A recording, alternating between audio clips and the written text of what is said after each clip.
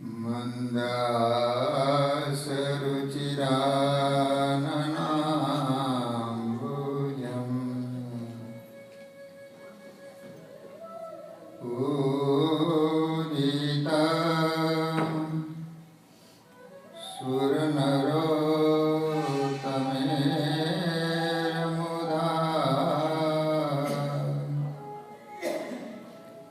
ધર્મનંદનમહં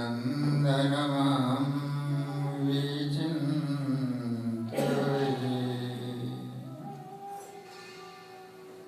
શ્રૂયતાં દેવદેવેશ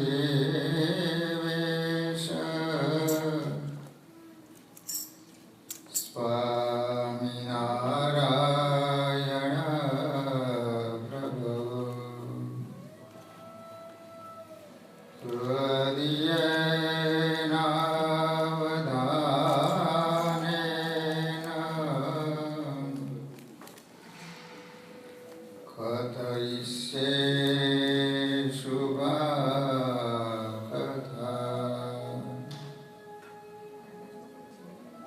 ઓમ અવતારિણી શ્રી સ્વામિનારાયણાય નમો નમઃ શ્રી હરિકૃષ્ણાય ઘનશ્યામાય નીલકંઠાય શ્રી શરીરદાસાય નમો નમઃ. બોલો સ્વામિનારાયણ ભગવાનની જય. શ્રી હરિકૃષ્ણ મહારાજની જય. શ્રી રાધા કૃષ્ણ દેવની જય. શ્રી નરનારાયણ દેવની જય. શ્રી લક્ષ્મીનારાયણ દેવની જય. શ્રી રેવતી બળદેવજી મહારાજની જય. શ્રી રામચંદ્ર ભગવાનની જય. શ્રી વિઘ્ન વિનાયક દેવની જય. શ્રી કષ્ટભંજન હનુમાનજી મહારાજની જય. ઓમ નમઃ પાર્વતી પતય હર હર મહાદેવ.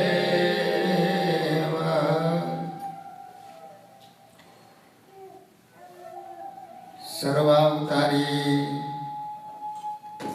આપણા સૌના ઈષ્ટદેવ શ્રી સ્વામિનારાયણ મહાપ્રભુજી,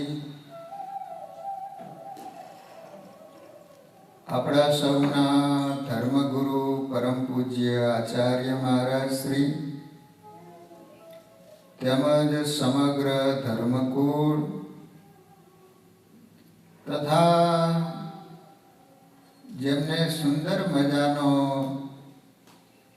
યજમાન બની અને લાભ લીધો છે એવા પરમ ભક્તરાજ શૈલેષભાઈ ગાંડાલાલ પટેલ કુમાસણ, જેમના માતૃશ્રી સીતાબેન એમની પુણ્યતિથિ નિમિત્તે સુંદર મજાનો જેઓએ લાભ પ્રાપ્ત કર્યો છે એવો શૈલેષભાઈનો સમગ્ર પરિવાર તથા શ્રીજી મહારાજના લાડીલા બધા જ હરિભક્તોને ઘણા ભાવથી જય સ્વામિનારાયણ. જય સ્વામિનારાયણ.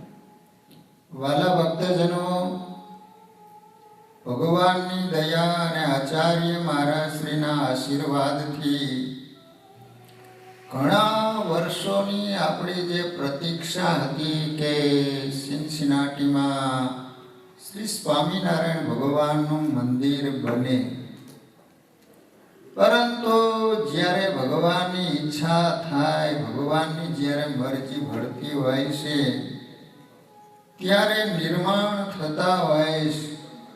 અને ભગવાનની દયાથી 2 વર્ષ પહેલા આપણે ધાર્યું નહોતું એના કરતાં પણ સુંદર મજાનું લોકેશન અને સુંદર મજાની મંદિર માટેની જગ્યા આપણને પ્રાપ્ત થઈ ગઈ અને જોત જોતામાં મંજૂરી મળશે અને હવે તો ટૂંક સમયમાં સુંદર મજાનું ભગવાનનું મંદિર બની અને પ્રતિષ્ઠા પણ થઈ જશે.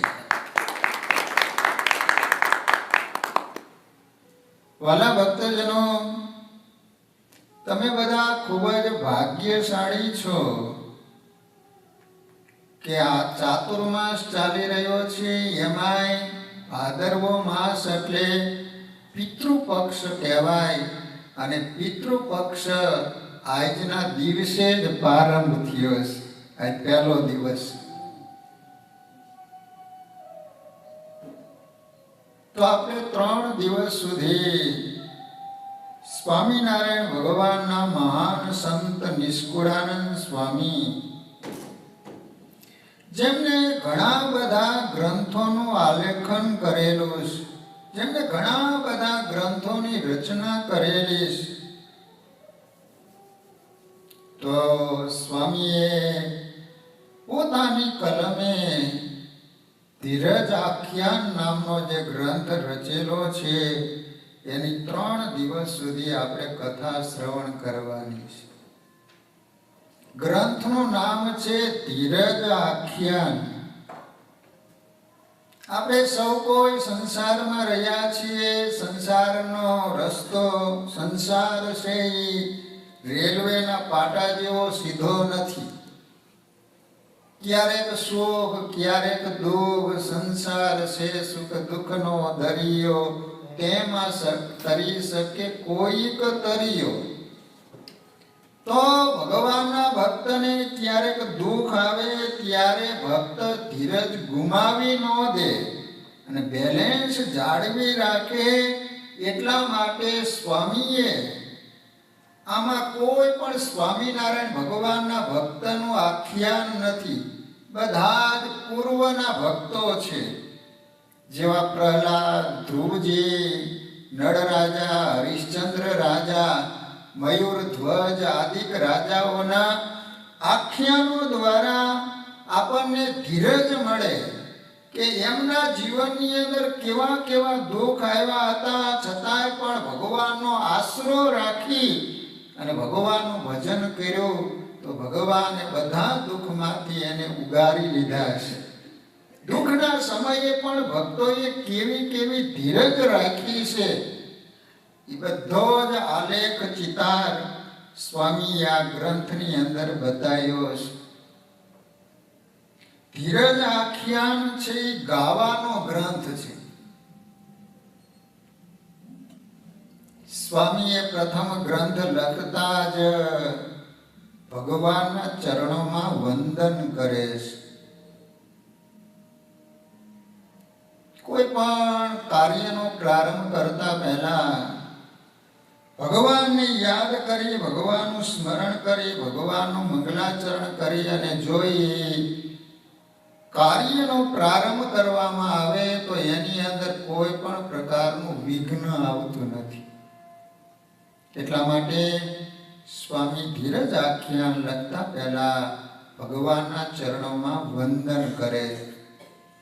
સુખના સિંધુ શ્રી સહજાનંદજી,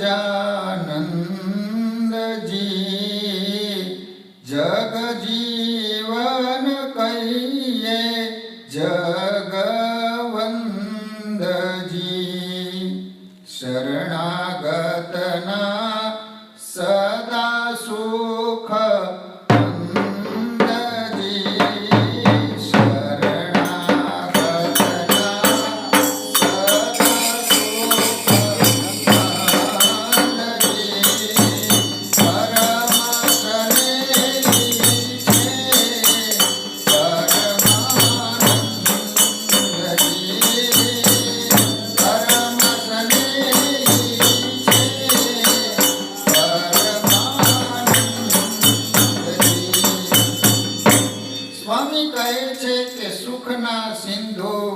સહજાનંદજી. જો તમારે સુખ જોતું હોય તો ભગવાન સુખના સિંધુ છે. સિંધુ એટલે દરિયો થાય, સુખનો દરિયો. જીવ ગમે ત્યાં જશે, પરંતુ જ્યાં સુધી ભગવાનના શરણે નહીં જાય ત્યાં સુધી એને શાશ્વત સુખ નહીં મળે. સુરપુર નરપુર નાગપુર ઈ તીન में सुख नहीं, का सुख हरि के चरण में, का संतन के माही. એકવાર નારાયણ ભગવાન રાજી થઈ ગયા અને જાહેરાત કરી કે જેને જે જોઈએ મારી પાસેથી લઈ જાઓ. બધા માણસોની લાંબી લાઈન થઈ. જે માગે ભગવાન આપવા માંડ્યા. બાજુમાં લક્ષ્મીજી ઉભા હતા. એમાં ભગવાને એક વસ્તુ હાથમાંથી નીચે પાડીને એના ઉપર પગ મૂકી દીધો. બધા ગયા એટલે લક્ષ્મીજીનું ધ્યાન હતું. એટલે નારાયણ ભગવાનને પૂછ્યું કે પ્રભુ, તમે બધી વસ્તુ આપી દીધી, એક વસ્તુ એવી તમને શું વાલી હતી કે તમે પગ નીચે દબાવી દીધી? ત્યારે ભગવાન લક્ષ્મીજીને કહે છે કે માણસોએ કોઈકે બંગલા માંગ્યા, કોઈએ કાર માંગી, કોઈએ ડંકી માંગી, પરંતુ કોઈએ સુખ નથી માંગ્યું. હવે જ્યારે એને સુખની જરૂર પડશે ને ત્યારે ઈ દીકરો મારા શરણે આવશે ને ત્યારે એને સુખ મળશે. બાકી દુનિયામાં ક્યાંય સુખ નહીં મળે. એટલા માટે નિષ્કુળાનંદ સ્વામી કહે છે કે સુખના સિંધુ શ્રી સહજાનંદજી. એ કુંભાર હતો, તો એની પાસે એક ગધેડો હતો. પણ ગધેડો દિલ દગડું. દિલ દગડું તમને ખબર પડે? જો એવું કામ ન કરે ને દિલ દગડો કહેવાય. આમ ચાલે નહીં, દાંડાઈ બહુ કરે. એકવાર કુંભાર ગધેડા ઉપર માટી નાખી અને રસ્તામાં ધીમે ધીમે પેલો ગધેડો ચાલ્યો જાય છે. એમાં આગળ એક ખેડૂત ગાડાની અંદર પેલા લીલા ગાજર પાંદડા સહિત ભરેલા. તે ગધેડા એ ગાજર જોયા ને એટલે એને ખાવાની ઈચ્છા થઈ. એટલે હવે એને એ ગાજર જોતા હતા એટલે એને સ્પીડ વધારી, કારણ કે ગાડે પહોંચવું હતું ને. એટલે ઓલો કુંભાર હોશિયાર, એને વિચાર કર્યો કે આ ગધેડાની સ્પીડ વધારવી હોય ને તો આ આઈડિયો કરવા જેવો છે. એને ઓલા ખેડૂત ભાઈ પાસેથી 8-10 ગાજર લીધા અને એક લાંબો વાંસ લીધો અને એને ગધેડાના પેટે બાંધી દીધો અને એને મોઢાથી 2 ફૂટ આગળ રાખ્યો અને અહીંયા ઓલા ગાજર લટકાવી દીધા. એટલે હવે ઓલા ગધેડાને ગાજર ખાવા હતા ને એટલે એને એમ કે 2 ફૂટ જ દૂર છે, હું દોડું એટલે મારા મોઢામાં આવી જાય. જેમ જેમ દોડે ને તો 2 ફૂટ દૂર ને દૂર રહે. છેલ્લે ગધેડો મરી ગયો, પણ એના મોઢામાં ઓલા લીલા ગાજર પાંદડા સહિત આવ્યા નહીં. એમાં આપણને એમ હતું કે ઉત્તર ગુજરાતમાં આપણે સુખી નથી થયા તો આપણે અમદાવાદમાં જઈએ.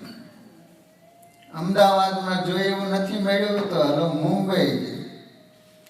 મુંબઈમાં એટલા માટે સ્વામી કહે છે કે સુખના સિંધુ સહજાનંદજી, જગજીવન કહીએ જગવંદજી, શરણાગતના સદા સુખ કંદજી, પરમ સ્નેહી પરમાનંદજી. ભગવાન છે એ જીવના પરમ સ્નેહી છે. દાસના દોષ ટાળવા માટે ભગવાન આઠું જામ તૈયાર રહે છે. આ દોષ છે ને કામ ક્રોધ લોભ, એ કોઈ ભગવાન ભજવા દેવા નથી. પરંતુ જેને ભગવાનનો આશરો રાખ્યો છે તો સ્વામી કહે છે કે એવા ભક્તને માટે ભગવાન 24 કલાક દોષને ટાળવા માટે તૈયાર છે. અનેક વિઘ્નથી લીએ ઉગારી, કરી પડે પડે પ્રતિપાટ, પર દુઃખ દેખી નવ શકે, એવા છે જો દીન દયાળ. આપણને ખબર નથી હર પડે ભગવાન પોતાના ભક્તની રક્ષા કરતા હોય છે. ગુણાતીતાનંદ સ્વામીએ વાતોમાં લખ્યું કે હાથ છે ની આપણી શરીરની રક્ષા કરે છે, મા બાપ છે એ દીકરાની રક્ષા કરે છે, રાજા છે એ પ્રજાની રક્ષા કરે છે, એ ભગવાન છે ની પોતાના ભક્તની રક્ષા કરે છે. એવા તો હજારો પ્રસંગો છે કે ભગવાન પોતાના ભક્તની કેવી રક્ષા કરતા હોય છે. એક પ્રસંગ તમને બતાવું કે બામરોલી નામનું ગામ, ત્યાં એક ગિરધરભાઈ સ્વામિનારાયણ ભગવાનના ભગત.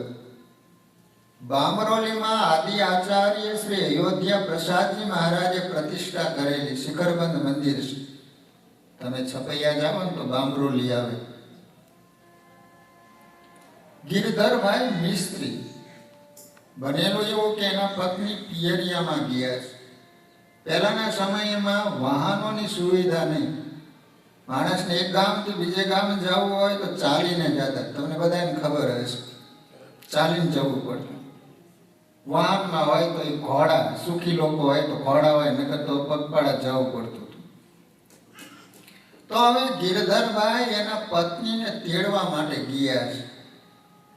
હવે તેડીને રસ્તામાં ચાલ્યા આવે. એમાં સાંજનો સમય થઈ ગયો, અંધારું થઈ ગયું. રસ્તામાં એક ગામ આવ્યું. એનું ગામ હજી દૂર હતું, બામરોલી. પતિ પત્નીએ વિચાર કર્યો કે આપણે અહીંયા રાત્રિ રોકાઈ જાય, સવારે વહેલા ચાલીને આપણા ગામ પહોંચી જઈશું. ત્યાં ગામના પાદરમાં એક રજપૂતનું ઘર.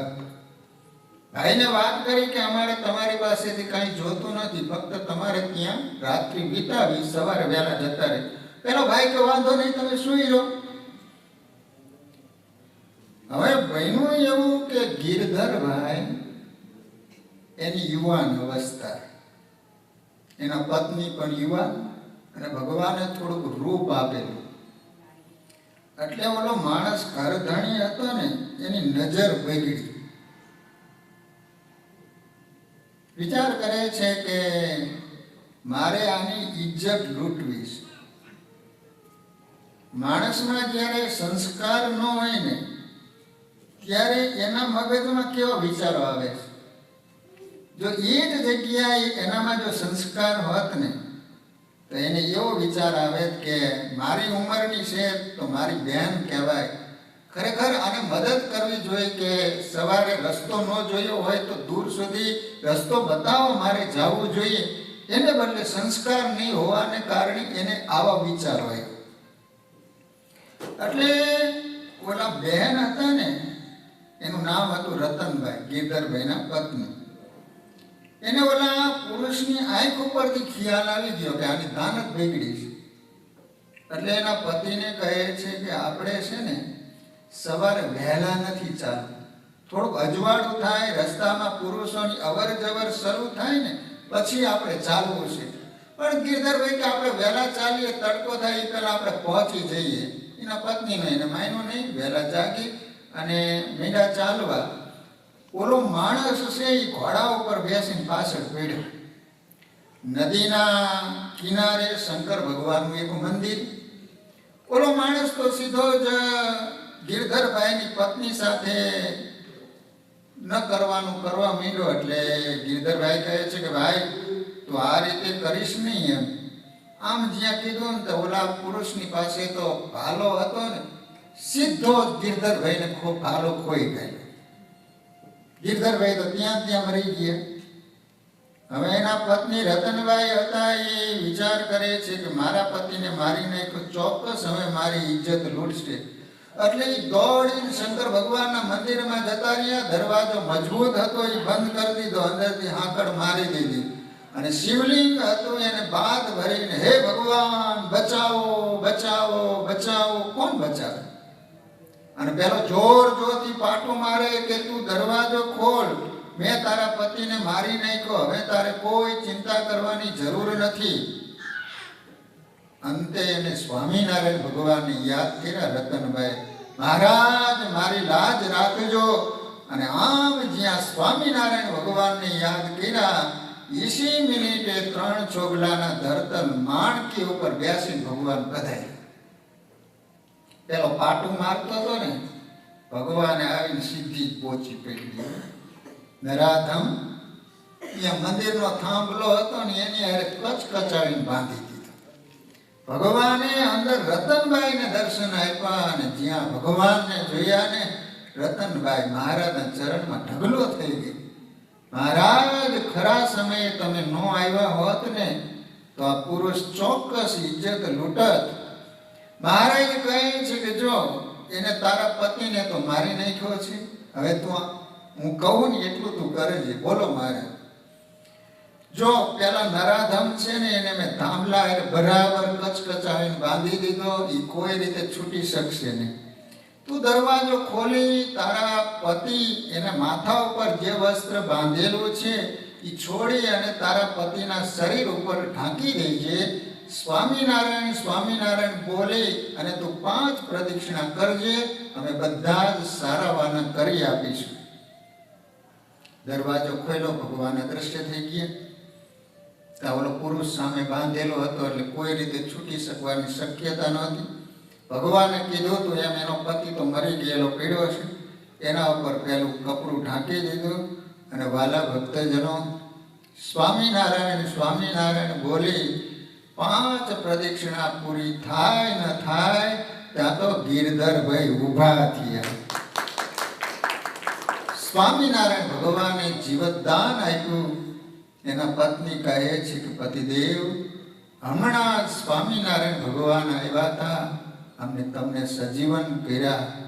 જે ભાલો ખોઈ ઘાયલો હતો એ બધી જ પીડા જેવું પહેલા શરીર હતું ને એવું જ ભગવાને શરીર બનાવી દીધું. પછી તો ભગવાનનું સ્મરણ કરતા કરતા પોતાના ઘરે પહોંચી ગયા. એટલા માટે નિષ્કુળાનંદ સ્વામી કહે છે કે અનેક વિઘ્નથી લીએ ઉગારી કરી પડે પડે પ્રતિપાટ પર દુઃખ દેખી નવ શકે એવા છે જો દીન દયાળ. ઘણા બધા પૃથ્વી ઉપર અવતારો થયા છે, પરંતુ સ્વામિનારાયણ ભગવાનમાં જે દયા દેખાય છે ને એવી દયા શાયદ બીજા કોઈ અવતારોમાં નહીં દેખાય. એટલા માટે પ્રેમાનંદ સ્વામી ચેષ્ટામાં શું કે અતિ દયાળુ રે સ્વભાવ છે સ્વામીનો. દયાળુ સ્વભાવ તો હોય, પરંતુ સ્વામીએ આગળ વિશેષણ લગાડ્યું કે સહજાનંદ સ્વામી માત્ર દયાળુ નથી, અતિ દયાળુ છે. કોઈ માણસને દુઃખી દેખે તો ભગવાન પોતાની પાસે હોય ને બધું જ આપી દેતા અને એનું દુઃખ દૂર કરી આપતા. એકવાર તો મહારાજ કચ્છમાંથી ચાલ્યા આવતા હતા ને એક બ્રાહ્મણ ઉનાળાનો સમય ઉઘાડા પેટે ચાલ્યો આવતો હતો, તો ભગવાને પોતાની મોજડી કાઢીને બ્રાહ્મણને આપી દીધી અને ભગવાન ધમડકા બધાયરા. કરણીબાને કહે છે કે કરણીબા, તમને કાંટા કાઢતા આવડે છે? તો કહે છે કે હા. અને એ વખતે કરણીબાઈએ મહારાજના ચરણમાંથી 18 કાંટા કાઢ્યા હતા. જેમ પાળે જનની પુત્રને બહુ બહુ કરી જતન, એમ જાળવે નિજ જનને બહુ ભાવે કરી ભગવન. મા હોય પોતાના પુત્રનું કેટલું જતન કરે. ગામડામાં તો બહેનો છોકરું ઘરે મૂકી પારણિયાની અંદર પોઢાડીને ગામના પાદર કુએ પાણી ભરવા માટે ગઈ હોય ને તો સતત એનું ધ્યાન પોતાના દીકરામાં જ હોય. શાયદ જાગી તો નહીં જાય ને, કદાચ જાગી જાય છે તો પારણિયામાંથી ઘોડિયામાંથી નીચે તો નહીં પડી જાય ને. કેટલું માં પોતાના પુત્રનું જતન કરતી હોય છે. એ રીતે ભગવાન નિષ્કુળાનંદ સ્વામી કહે એમ જાળવે નિજ જનને બહુ ભાવે કરી ભગવન. આ જગમાં જીવને વળી હરિસમ હેતુ નહીં કોઈ, પરમ સુખ પામે પ્રાણધારી એમ ચિંતવે શ્રી હરિ સોય. નિષ્કુળાનંદ સ્વામી કહે છે કે જે દુઃખે થાય સુખ જનને તે છે દુઃખ દયા કરી. હવે જે નિષ્કુળાનંદ સ્વામી લખે છે એ શબ્દો સાંભળવા જેવા. સ્વામી શું કહે છે? જે દુખે થાય સુખ જનને, તે દેશે દુઃખ દયા કરી. આપણને એમ થાય ભગવાન દુઃખ કેમ આપ્યું છે, પણ એ દુઃખની પાછળ જે સુખ રહેલું એ આપણને ખબર નથી, એ ભગવાન જાણે. એટલા માટે સ્વામી કહે જે દુઃખે થાય સુખ જનને, જે હું દુઃખ આપું છું એમાં એને સુખ થવાનું છે, પણ આપણને ધીરજ નહીં હોવાને કારણે કેમ ભગવાન મને દુઃખ આપ્યું એમ. તે દેશે દુઃખ દયા કરી, જે સુખે દુઃખ ઉપજે તે આપે નહીં કેદી હરી. ઘણી વાર બાળકને ભાવતું હોય પણ મા બાપને ખબર હોય કે આ ખાય છે તો છોકરું બીમાર પડશે, છોકરું માગે છતાંય રોવે છતાંય ન આપે, કારણ કે બાળકને ખબર નથી કે આ ખાવાથી હું બીમાર પડીશ. એ મા બાપને ખબર છે, એટલા માટે મા બાપ એને ન આપે. જેમ અનેક વિષની ઔષધિ હોય અતિ કડવી કસાયેલી, દરદારી દિયે દર્દીને ટાળવા વ્યાધિ બહાર માયેલી. દવા હોય મીઠી હોય કડવી હોય, કેવી હોય? કડવી હોય. તે ડોક્ટર આપણો વેરી છે, દુશ્મન છે? શા માટે કડવી ઔષધ આપે છે? આપણી અંદર જે રોગ રહ્યો છે ને એ રોગને દૂર કરવા માટે કડવું ઔષધ આપે છે. એમ ભગવાને જે દુઃખ આપે છે ને એ આપણી અંદર કાંઈક કચાશ હશે એ દૂર થાય, ચોખ્ખા કરવા માટે ઘણીવાર ભગવાન પોતાના ભક્તની કસોટીની એરણ ઉપર ચડાવતા હોય છે. સ્વામી કહે છે કે આગળ કંઈક ભગવાનના ભક્તો થયા, એના સ્વામીએ આની અંદર નામ લખ્યા છે. કુલ આ ગ્રંથની અંદર 21 ભક્તોના આખ્યાન લખ્યા છે. સ્વામી કહે છે કે જેના કસાણા કસોટીમાં તનજી, તે થયા નર નિર્વિઘ્નજી. જ્યાં સુધી કસોટી ન થાય ને ત્યાં સુધી એની કિંમત અંકાતી નથી. સ્વામી કહે છે કે જેમ કુલાલ કશે મૃતિકા, વળી કાષ્ટને કહે સુતાર.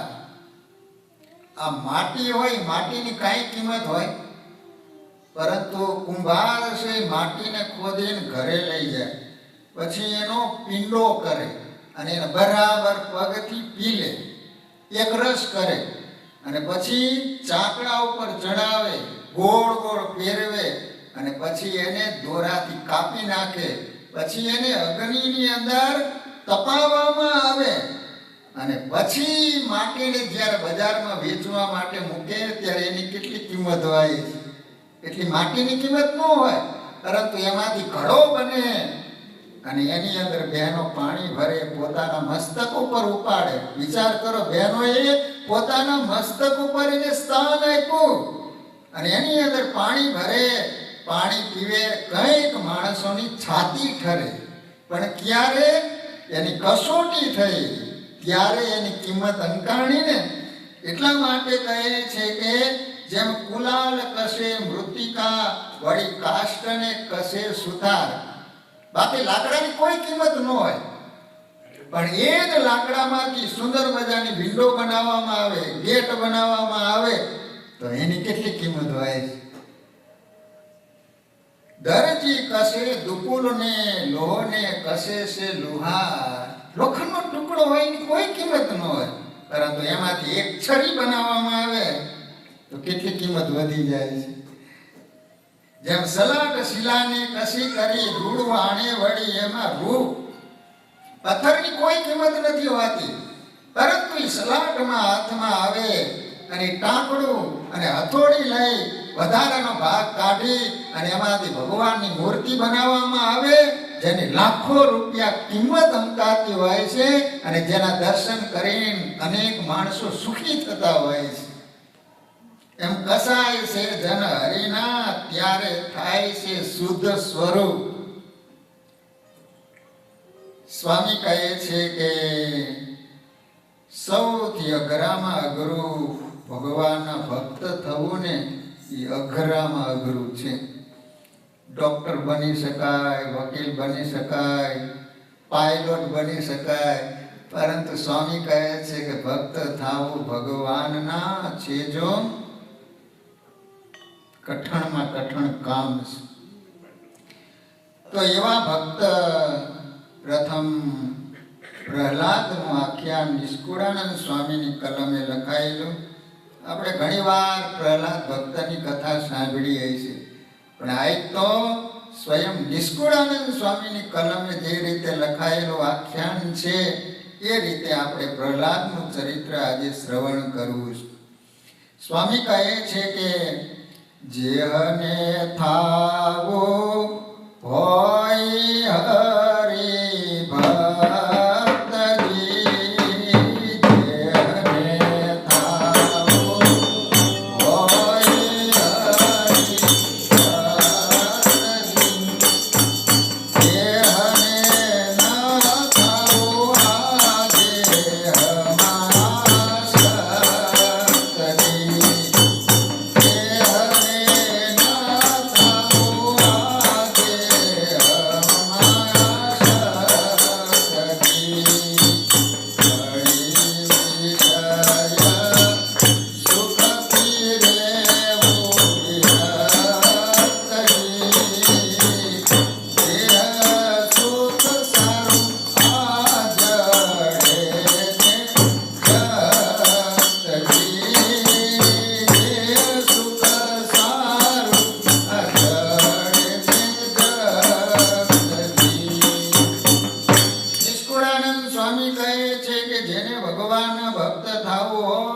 દેહમાં સક્તજી,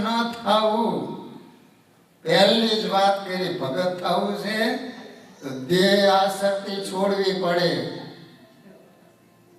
કહેતા દેહથી અલગ પોતે આત્મારૂપ થવું પડે. આપણને કેટલી દેહમાં આસક્તિ છે કયો છે. વળી વિષય સુખથી રહેવું વિરક્તજી. ભગવાનના ભગત એમ બની જવાતું નથી. વિષય સુખ છોડવા પડે છે. શબ્દ, સ્પર્શ, રૂપ, રસ અને ગંધ. સંતો તો એમ કહે છે કે વિષય છે ને એ વિષ જેવા છે. કેવા? વિષ. વિષ એટલે શું? ઝેર જેવા છે. ઝેર પીડ્યું હોય મુકેશભાઈ તમને એમ થાય કે હલમ થોડુંક ચાખી જોઈએ એમ. કેમ ન થાય? સામે મોત દેખાય. આ ચાખવા જઈશું તો જઈશું ખોળના ભાવમાં. એમ જેને વિષયનો અભાવ આવ્યો હોય તો કોઈ દિવસ વિષયની ભોગવી ન શકે. માણસ એમ વિચારતો હોય છે કે અમે વિષય ભોગવીએ છીએ, પણ શાસ્ત્રો એમ કહે ભોગા ન ભોગતા વયમેવ ભોગતા. તમે વિષયને શું ભોગવવાના હતા? વિષયો તમને ભોગવી નાખશે. જે સુખ સારું આ જડે છે જગતજી, આખી દુનિયા એમાં હડકે છે. વિચાર કરો, આખી દુનિયા વિષયને માટે હડકી રહી છે. એવા એક ભક્ત થયા છે પ્રહલાદ. એના પિતાજીનું નામ હતું હિરણ્યકશિપુ, જેની માતાનું નામ છે કયાધુ. નિષ્કુળાનંદ સ્વામી કહે છે કે ગર્ભવાસ માહીથી ગુરુ કર્યા, મુનિ નારદને નિર્ધાર, નિશ્ચય કર્યો હરિ ભજશું તજશું સુખ સંસાર. નિષ્કુળાનંદ સ્વામી કહે છે કે પ્રહલાદે માતાના ઉદરમાંથી જ નારદ મુનિને ગુરુ કર્યા છે. તમને બધાને ખબર છે? કથા એવી છે કે હિરણ્યકશિપુ એનો ભાઈ હિરણ્યાક્ષ, એને ભગવાને જ્યારે માર્યો પછી એના ભાભી વિધવા બન્યા. એ સતત રડ્યા કરે. ત્યારે હિરણ્યકશિપુએ એના ભાભીને કહ્યું કે મારા ભાઈને જેને માર્યો છે ને એનો બદલો નહીં લઉં ત્યાં સુધી હું જંપીને બેસવાનો નથી. એટલે એના ગુરુને વાત કરી કે મારો શત્રુ નારાયણ છે ને એને મારે મારવો છે. તો મારે શું કરવું જોઈએ? તો કહે છે કે એના માટે તો તારે તાકાત શક્તિ ભેગી કરવી પડે તો સામનો કરી શકે ને. તો કે એના માટે તારે તપ કરવું પડે. અને હિરણ્યકશિપુ એની પત્નીને કહે છે કે હું તપ કરવા માટે જઉં છું. હિરણ્યકશિપુ તપ કરવા માટે ગયો. કયા તું ઘરે એકલા છે. એ વખતે ઇન્દ્રને ચિંતા થઈ કે કયાધુના ઉદરની અંદર ગર્ભ પોષાઈ રહ્યો છે. હિરણ્યકશિપુ આપણને દુઃખ આપી રહ્યો, એનો દીકરો પણ એવો જ થશે. માટે અત્યારે એના પત્ની એકલા છે, એને ઉપાડીને મારા લોકમાં લઈ જાય અને ગર્ભના ટુકડા કરી નાખું. એટલે કયાધુને ઉપાડીને આકાશ માર્ગે ચાલ્યો જાય છે. એ વખતે સામેથી નારદ મુનિ મળ્યા. ઓહ ઇન્દ્ર, અજાણી સ્ત્રીને કઈ વાંધો લઈ જાશ? તો કહે છે કે આ તો હિરણ્યકશિપુના પત્ની છે ને એના ઉદરની અંદર ગર્ભ પોષાઈ રહ્યો છે, એના ટુકડા કરવા માટે હું લઈ જાઉં છું.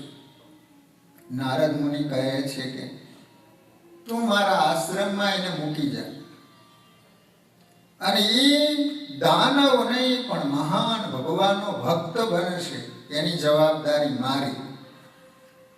એટલા માટે નિષ્કુળાનંદ સ્વામી કહે છે ગર્ભવાસ માહિતી ગુરુ કર્યા મુનિ નારદને નિરધાર, નિશ્ચય કર્યો હરિ ભજશું તજશું સુખ સંસાર. જો આજનું સાયન્સ પણ સ્વીકારે છે.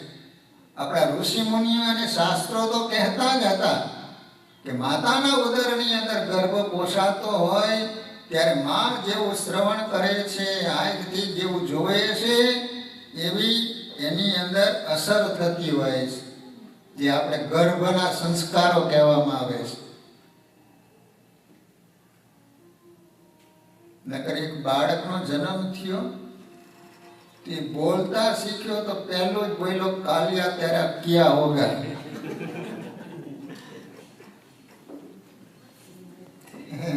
બધા અચંબો પામી ગયા. છોકરો બોલતા શીખ્યો ને પહેલું જ વાક્ય કઈ રીતે આવું બોલ્યું?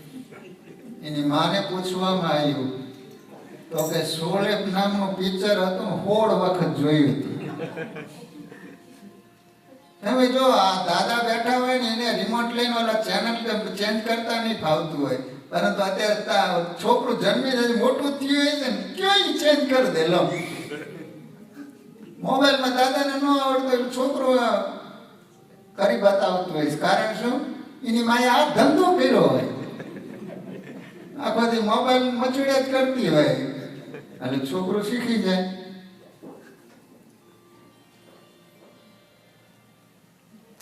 ગર્ભવાસ માહિતી ગુરુ કર્યા મુનિ નારદને નિર્ધાર, નિશ્ચય કર્યો હરિ ભજશું તજશું સુખ સંસાર.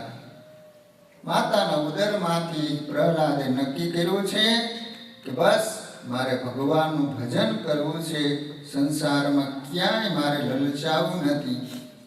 પછી પ્રહલાદજી પ્રસવ્યા, વળી વીત્યા વર્ષ 7, ત્યારે તાતે તેડાવીને કહી નિજ કુળ રીત ભાર. પ્રહલાદજી મોટા થયા. પ્રહલાદજી હિરણ્યકશિપુને બહુ વાલા હતા. 7 વર્ષની ઉંમરે પહોંચ્યા. પિતાજીએ તેડાવી અને કહ્યું છે કે બેટા, જો નારાયણ છે ને એ આપણો શત્રુ છે, બધી પોતાના કુળની રીત ભાત શીખવાડી છે. આસુરી વિદ્યા આપણી તમે પઢો કરી બહુ પ્રીત, વિબોધ વામ વિષ્ણુ થકી તો થાવો અતિશય અજીત. બેટા, આપણી જે આસુરી વિદ્યા છે ને એ તમે ભણશો ને તો બ્રહ્મા વિષ્ણુ અને મહેશ એને પણ તમે પરાસ્ત કરી શકશો, એને પણ તમે જીતી શકશો. ત્યારે પ્રહલાદી વિચારે છે કે બાપા તો અસુર લાગે છે. દેખો આ ગર્ભના સંસ્કાર. મુંબઈમાં ચોપાટી ઉપર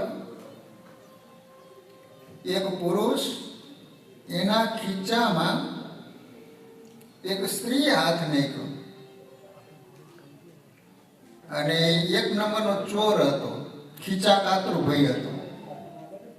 એટલે તરત જ એને હાથ પકડી લીધો કહે છે કે તું કોણ છું? બોલે કે હું ખીચા કાતરી છું. તો કે આપણે બેને જામો પડે એવો હશે. તો એ બેએ લગ્ન કર્યા, એ ખીચા કાતરો ને ખીચા કાતરી.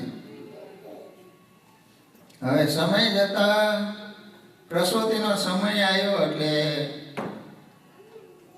જ્યારે એને જન્મ આપવામાં આવ્યો તો આમ હાથ બંધ, મુઠ્ઠી ખોલે નહીં બાળક. પછી જ્યારે મુઠ્ઠી ખોલવામાં આવી ને તો એની મુઠ્ઠીમાંથી વીંટી નીકળી. બધા વિચાર કરે કે આના મુઠ્ઠીમાં વીંટી કેમ નીકળી? તો બોલો, જન્મ થતા વેત ઓલી નસ હતી ને એની વીંટી કાઢી લીધી.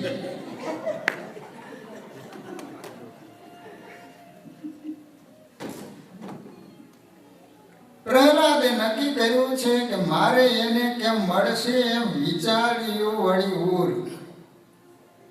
મારે ભજવા ભગવાનને, તજવી વિષય સુખની આસ. દેહ ગેહ તારા ધામથી અતિ થાવું છે ઉદાસ. હવે પ્રહલાદે નક્કી કર્યું છે કે મારે અને બાપને બનશે નહીં. હિરણ્યકશિપુએ પ્રહલાદજીને ભણાવવા માટે એ સમયે જે શિક્ષક હતા એનું નામ હતું સંડ અને અમર્ક. એ બંને ગુરુને બોલાવવામાં આવ્યા છે. હિરણ્યકશિપુ કહે છે કે આ મારો દીકરો પ્રહલાદ છે, એને આપણી આસુરી વિદ્યા ભણાવી અને હોશિયાર બનાવો. ત્યારે પ્રહલાદજી ભણવા માટે બેઠા છે તો સંત અને અમર્કે સ્લેટની અંદર લખી આપ્યું છે કે નારાયણ આપણો શત્રુ છે. તો પ્રહલાદજી કાઢી ભૂસી નાખી અને લખ્યું નારાયણ સૌનો મિત્ર છે. ત્યારે સંડામર્ક કહે છે કે આવું ન લખવું, કારણ કે એ તો આપણા કુળનો વેરી છે. ત્યારે પ્રહલાદ કહે પાપી જનના હશે શત્રુ શ્રી ભગવાન, મારે તો સદાય મિત્ર છે, આદ્ય અંતે મધ્ય નિદાન. પછી તો પ્રહલાદજી શું કરે, ગુરુજી બહાર જાય એટલે જેટલા વિદ્યાર્થીઓ હોય બાળકોને ભેગા કરી અને સુંદર મજાનો ઉપદેશ આપે. દેખો આ ગર્ભના સંસ્કાર. પ્રહલાદજી જે બાળકોને ઉપદેશ આપે છે ને એ નિષ્કુળાનંદ સ્વામીએ લખ્યું. નિષ્કુળાનંદ સ્વામી કહે છે કે પ્રહલાદ બાળકોને શું કહે છે, મરી જાવો સૌને મૂર્ખો, સીધા ચડો છો બીજે નોર. મરી જાવો સૌને મૂર્ખો, સીધા ચડો છો બીજે નોર. ભજો શ્રી ભગવાનને, તજો બીજો સોર કપોર. ભજો શ્રી ભગવાનને, તજો બીજો સોર કપોર. પ્રહલાદજી કહે છે કે બાળકો મરી જાવું સૌને મૂર્ખો, સીધ ચડો છો બીજે નોર. બીજો બધો બકોર છોડી અને ભગવાનનું ભજન કરો. બોલવા જેવું હોય તો ભગવાનનું નામ છે. બોલમાં બોલમાં બોલમાં રે રાધા, કૃષ્ણ વિના બીજું બોલમાં. સાકર શેરડીનો સ્વાદ તજીને, કડવો તે લીમડો ઘોળમાં રે રાધા, કૃષ્ણ વિના બીજું બોલમાં. ભક્તજનો, બોલવાની ઈચ્છા થાય તો ભગવાનનું નામ બોલવા જેવું છે, ભગવાનનું સંકીર્તન કરવા જેવું છે. નરસિંહ મહેતા અમુક ઉંમર થઈ ત્યાં સુધી બોલ્યા જ નહોતા. એમને ત્યાં એક સંત આવ્યા એટલે એની માં નરસિંહ મહેતાને લઈને સંતની પાસે જઈ અને કહે છે કે મારા બાળકને આશીર્વાદ આપો, આટલી ઉંમર થઈ છતાંય બોલતો નથી. અને સંતે નરસિંહ મહેતાને કીધું કે બેટા કૃષ્ણ બોલો. અને નરસિંહ મહેતા બોલવા માંડ્યા. જ્યાં સુધી જીવ્યા ત્યાં સુધી બંધ જ નહોતી. આપણા સંપ્રદાયની અંદર કેટલા એવા સંતો અને હરિભક્તો થઈ ગયા કે એને ભગવાન સિવાય બીજું કઈ બોલવું ગમે જ નહીં. હવે આપણો હિસાબ માંડો. સવારે જાગીએ અને રાત્રે સૂઈએ ત્યાં સુધી ભગવાનનું નામ કેટલી વાર લેતા શીખ્યો છે? આપણે તો લોટમાં મીઠું નાખે ને એટલું નહીં લેતા હોય. બાકી તો જગતનું આખો ભેડ ભેડ જ કરતા હોય છે. બોલો,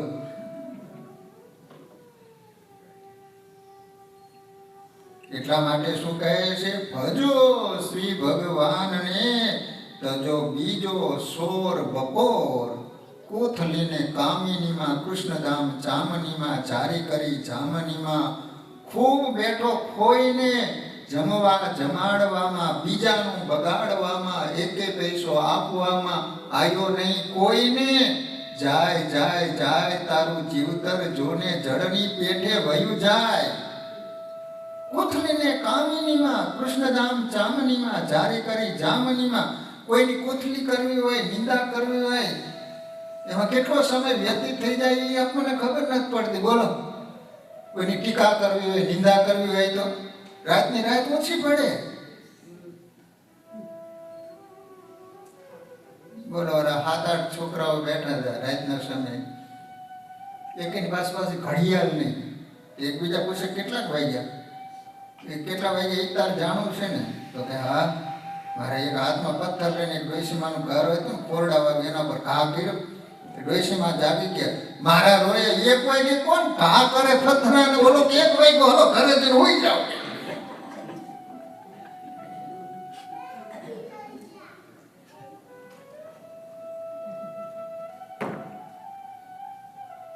સ્વામિનારાયણ ભગવાન વખતે પણ આવું થતું. ઓલા કાઠીઓ કોઈ દિવસ કથામાં બેઠેલા નહીં અને ભગવાન પરાયણે બેસાડે. તે ઓલા આગળ બેઠા હોય ને તો એ સમયે તો ઓલા હસ્તલિખિત પેજ હોય, કથા હોય ને તો આમ પેજ લઈને કથા વાંચવાની હોય. અત્યારની જેમ નહીં ડાયરેક્ટ શાસ્ત્ર લઈને જ બેહવાનું હોય. અત્યારે એ રીતે કથા કરીએ તમે કોઈ જાગો નહીં, સીધી સમાધિ જ થાય. આટલા આટલા ટુકડા મૂકતા જઈએ તોય તમને પાસે કંટાળો ક્યારેક ક્યારેક આવવા માંડે. તો એ સમય એ રીતે કથા કરવામાં આવતી. તો હવે ઓલા ભટજી કથા વાંચતા હોય ને એટલે આગળ ઓલા કાઠીઓ બેઠા હોય ને એટલે એ તો રાહ જોઈને બેઠા હોય ક્યારે પૂરું થાય એમ. તે એકબીજાને પૂછે કે રાતો આવ્યો? રાતો એમાં અધ્યાય પૂરો થાય ને એટલે છેલ્લે લાલ અક્ષરે લીટી આવે, ઇતિ શ્રીમદ ભાગવતે આટલામો અધ્યાય સમાપ્તાઃ. એટલે રાતો આવે ને એટલે ખબર પડી જાય કે હવે અધ્યાય પૂરો થવા આવ્યો એમ. તે સોમલો ખાચર સુરા ખાચરને પૂછે કે રાતો આવ્યો? રાતો એટલે ભણું રાતો તો આવ્યો, ભટડું ટપુ ગયો, બીજો અધ્યાય શરૂ કરી દો. હવે નક્કી નહીં ક્યારે પૂરું થાય કે.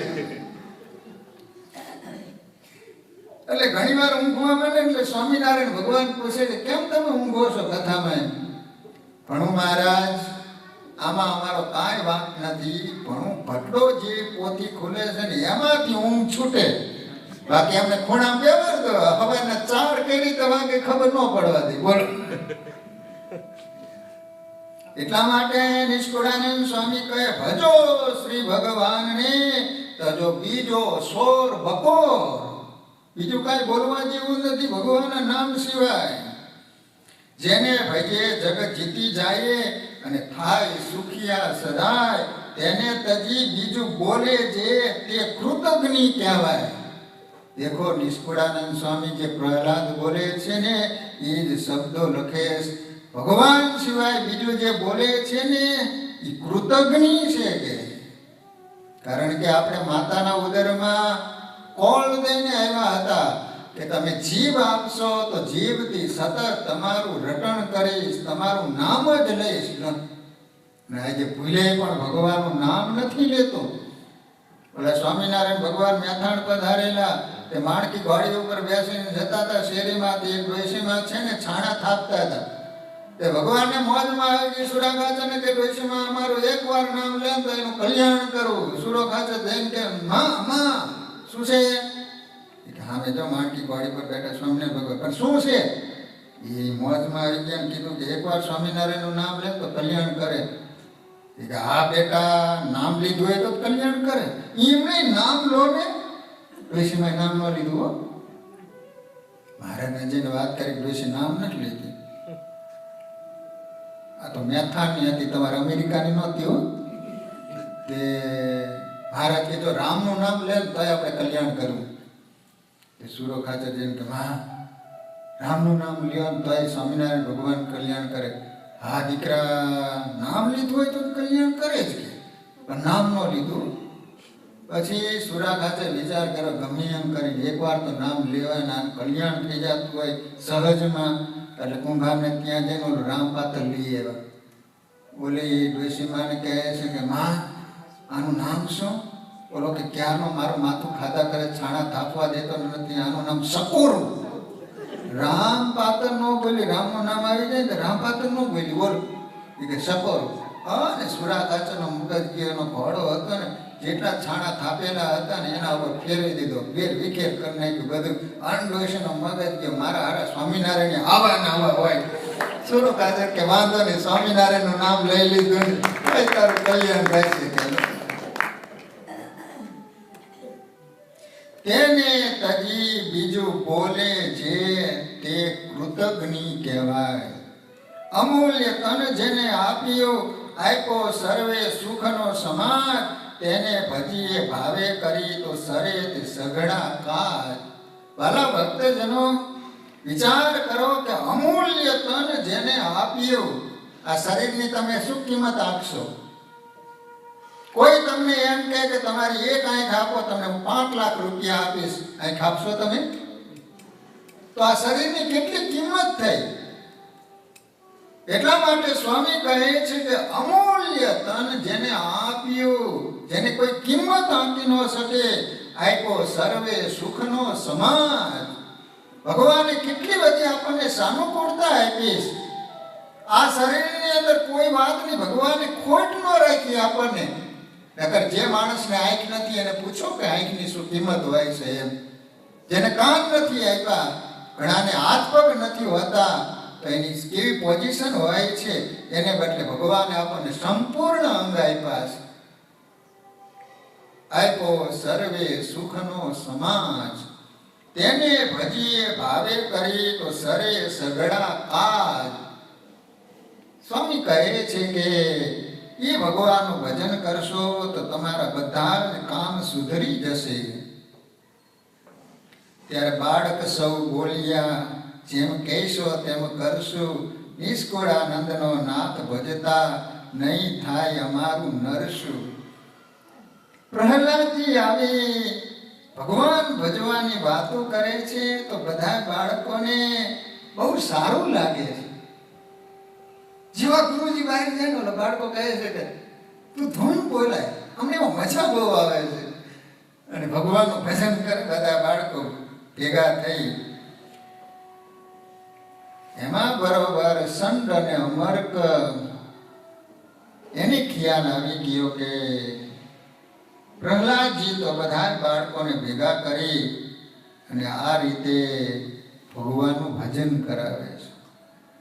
એવા સુણી બાળકના બોલજી, સંડા મરકે કર્યો મન તોલજી.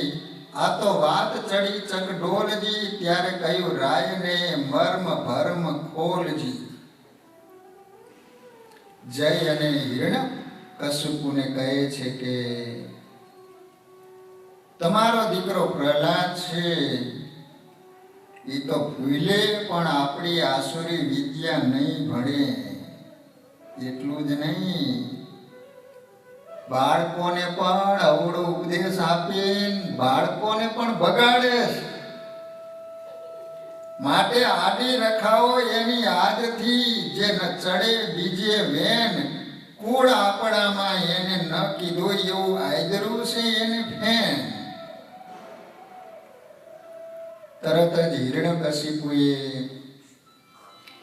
નાના એવા પ્રહલાદને બોલાવી અને હવે લાલચ આપે છે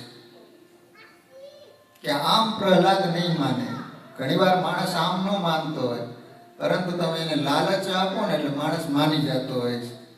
એટલે હિરણ્યકશિપુ પ્રહલાદને કહે છે કે બેટા તું નારાયણનું નામ મૂકી દે. પ્રહલાદ કહે છે કે પિતાજી હું નારાયણને તો નહીં છોડું.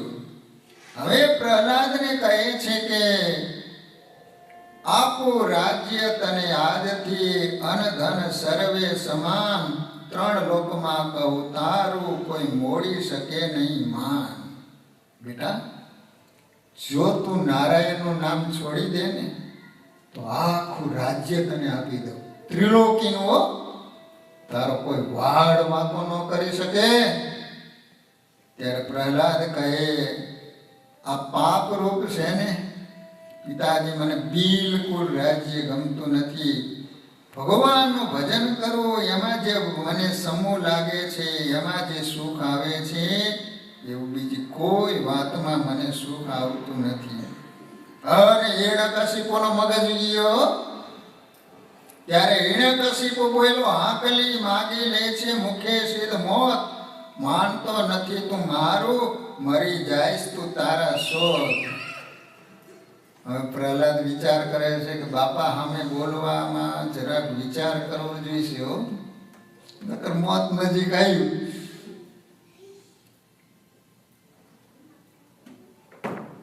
તરત જ હિરણ્યકશિપુએ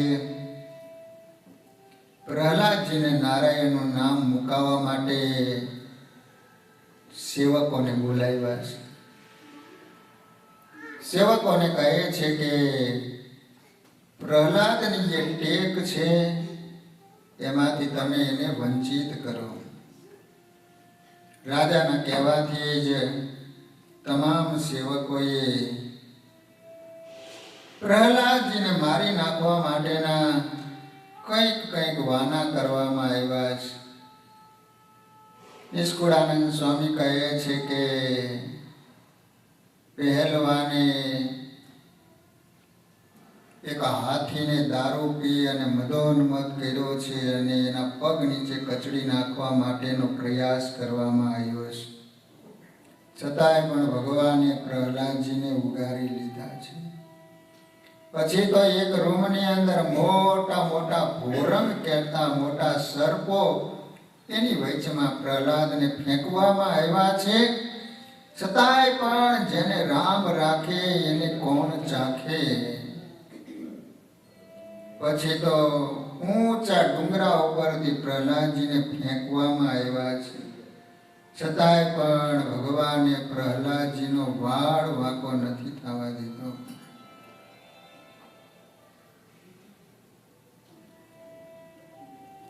વાલા ભક્તજનો, તમે વિચાર કરો કે પ્રહલાદજીને કેટલા દુઃખ આપવામાં આવ્યા, છતાંય પણ પ્રહલાદ આજે સત્સંગ અને ભગવાનને છોડતા નથી. આ કથા આપણ સૌને જાગૃત કરે છે કે આપણને આ દિવ્ય સત્સંગ મળ્યો છે તો એ સત્સંગનું જતન કરજો. અને ગમે તેવા દેશકાળ આવે છતાંય પણ કોઈ દિવસ તમે સત્સંગને મૂકશો નહીં. આપણને તો ક્યાં દુઃખ આવ્યા, એ આપણા પૂર્વજોના ઇતિહાસ ક્યારેક વાંચજો કે એ જ્યારે સત્સંગ પ્રથમવાર નવો સંપ્રદાય, કેટલા બધા વિરોધો વચ્ચે આપણા પૂર્વજોએ સત્સંગ રાખ્યો. એકવાર ગુણાતીતાનંદ સ્વામીનું મંડળ ફરતા મેડી નામનું ગામ છે ત્યાં ગયા છે. બનેલું એવું કે ગામના પાદરમાં કૂવો, સંતો ત્યાંથી નીકળ્યા એટલે સંતોને તરસ લાગી. એટલે સંતો પોતાની પાસે જે કાંઈ દોરડી અને પાત્ર હશે એનાથી પાણી સિંચી અને આમ પીવાની તૈયારી કરે. ત્યાં નિષ્કુળાનંદ ગુણાતીતાનંદ સ્વામી કહે છે કે સંતો, તમે આ ગામનું પાણી પીશો નહીં. સંતો વિચાર કરે કે સ્વામીનો સ્વભાવ એટલો બધો દયાળુ કે આપણને તરસ ન લાગી હોય તો સામેથી પૂછે કે સંતો તમારે પાણી પીવું નથી ને એમ. આજ જ્યારે આપણને તરસ લાગી છે, પાણી પીવાની તૈયારી કરી રહ્યા છે, તો સ્વામી ના કેમ પાડતા છે? સ્વામી કહે છે કે સંતો, હું તમને આ ગામની અંદર એક ઘટના ઘટીને એની તમને વાત સંભળાવું, પછી તમારે પાણી પીવું હોય તો પીજો. હવે ગુણાતીતાનંદ સ્વામી સંતો નાના હતા એને વાત કરે છે કે સંતો, આ ગામનું નામ મેડી ગામ છે. અહીંયા એક પૂર્વનો બળિયો આત્મા જેનું નામ હતું હીરો, ખરેખર નામ એવા જ ગુણ. હવે ફરતા ફરતા સ્વામિનારાયણ ભગવાનના સંતો આ ગામમાં આવ્યા. ગામના પાદરમાં બાળકો રમતા હશે, જ્યાં સંતોને જોયા ને એટલે તરત જ આ બાળકે હાથ જોડ્યા. દેખો, નકર બાળક હાથ ન જોડે, સાધુને હાથ જોડાવડાવે. સંતોએ બધી વાત કરી અને આને સત્સંગનો રંગ લાગ્યો. સમય જતા 10-12 વર્ષની ઉંમર થઈ, ફરીને સંતો આવ્યા. સંતોને કહે છે કે મને પૂજા આપો. સંતો કહે છે કે તું આ મનમાં સ્વામિનારાયણ સ્વામિનારાયણ ભજન કરે છે બરાબર છે, કારણ કે તારા પરિવારમાં કોઈ સત્સંગી નથી. પણ આ બાળકે હાથ પકડી એટલે સંતોએ પૂજા આપી. સવારનો સમય થયો એટલે હીરો તો વહેલો ઉઠી અને પૂજા કરવા માટે બેઠો. આ ભગવાનની મૂર્તિને પધરાવી, હાથમાં માળા લઈને સ્વામિનારાયણ સ્વામિનારાયણ ભજન કરે. ત્યાં એનો બાપ હિરણ્યકશિપુ જેવો કૂદેલો જાગ્યો. હે હીરા, શું હવાઈના લઈને આમ નીકળ્યો છું? ખેતર ભેગો થા, ખેતર ભેગો, આમાં હું તારા દી વળવાના હતા. પણ બાળકે તેને બાળાપા અમે કઈ નજર કરી નહીં, જોયું નહીં, સાંભળ્યું નહીં. એટલે સ્વામિનારાયણ સ્વામિનારાયણ માળા ફેરવે. અને એનો બાપ ઊભો થઈ અને જે મૂર્તિ હતી ને લઈને ફેંકી દીધી. કહે છે કે હાલ મારી યારે વાળીએ. અને વાલા ભક્તજનો, એના બાપાએ નક્કી કર્યું કે જ્યાં સુધી તું સ્વામિનારાયણનું નામ નહીં મૂકે ત્યાં સુધી છેલ્લે બાકી જાનથી પણ મારી નાખીશ. ઘણો બાળકને સમજાયું પણ હીરો માન્યો નહીં. ઇતિહાસ એમ કહે છે કે એના બાપાએ ગાડામાં ભોર ભીરો, ભોર ભીરોમાં સમજણ પડે તમને, જે ઓલું ચાર કે જે કાંઈ હોય ને એમ ભરે. પછી એના બાપાએ એના દીકરા હીરાને પકડી અને આગળ ઓલું જોતર આવે ને ત્યાં ગળે બાંધી દીધું.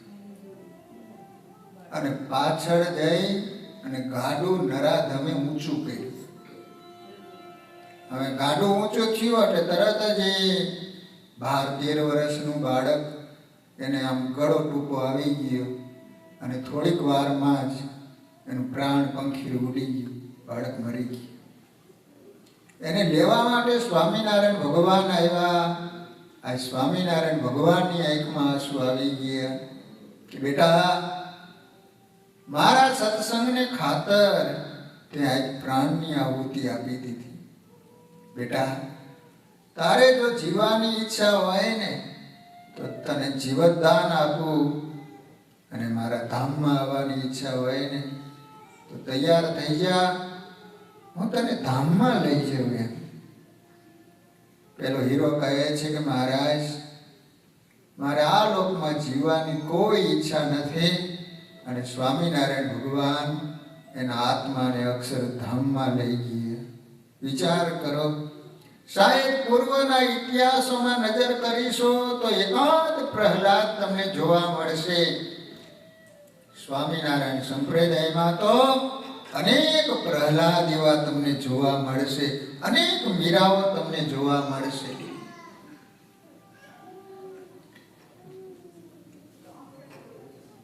હિરણ્યકશિપુ પ્રહલાદ ઉપર કોપાયમાન થયો છે અને હાથમાં ખડગ લીધું અને કહે છે કે આ થાંભલાની અંદર તારો નારાયણ છે. તો કહે છે કે મારું નારાયણ તો સર્વત્ર રહેલો છે, કોઈ એવી વસ્તુ પદાર્થ નથી કે જ્યાં મારો નારાયણ ન હોય એમ. તો કહે છે કે આ થાંભલામાં છે.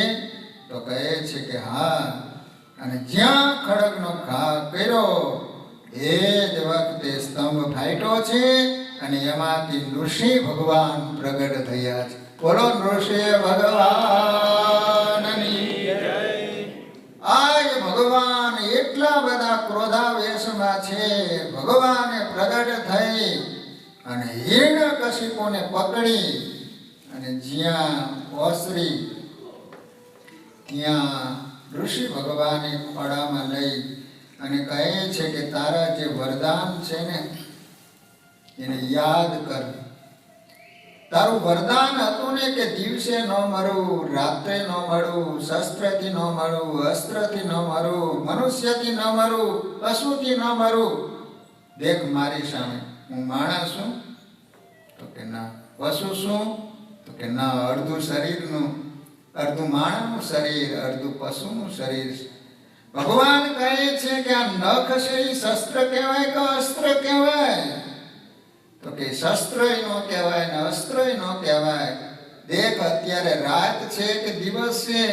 તો કે ના, બરાબર સંધ્યાનો સમય છે, રાતે નથી ને દિવસે નથી.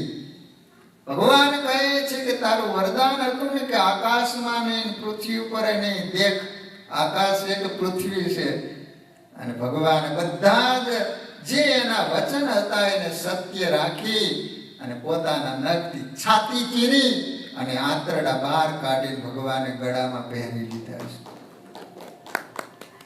આજે ભગવાન એટલા બધા ક્રોધાવેશમાં છે, શાંત નથી બનતા.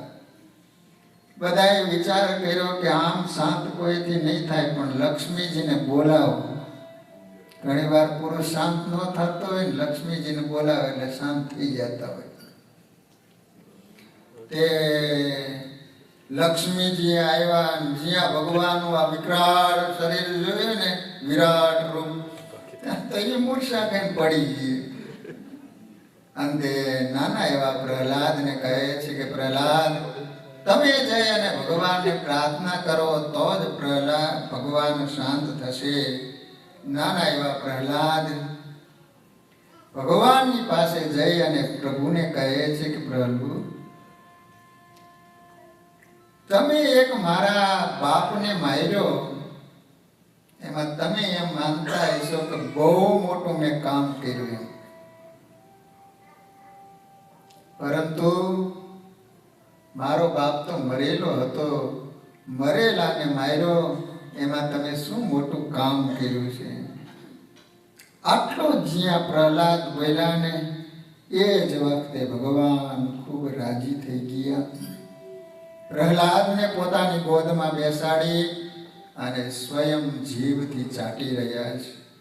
ભગવાન એટલા બધા રાજી થઈ ગયા છે. બેટા પ્રહલાદ, આજ તમે જે માંગશો બધું જ આપી દેવા માટે હું તૈયાર છું.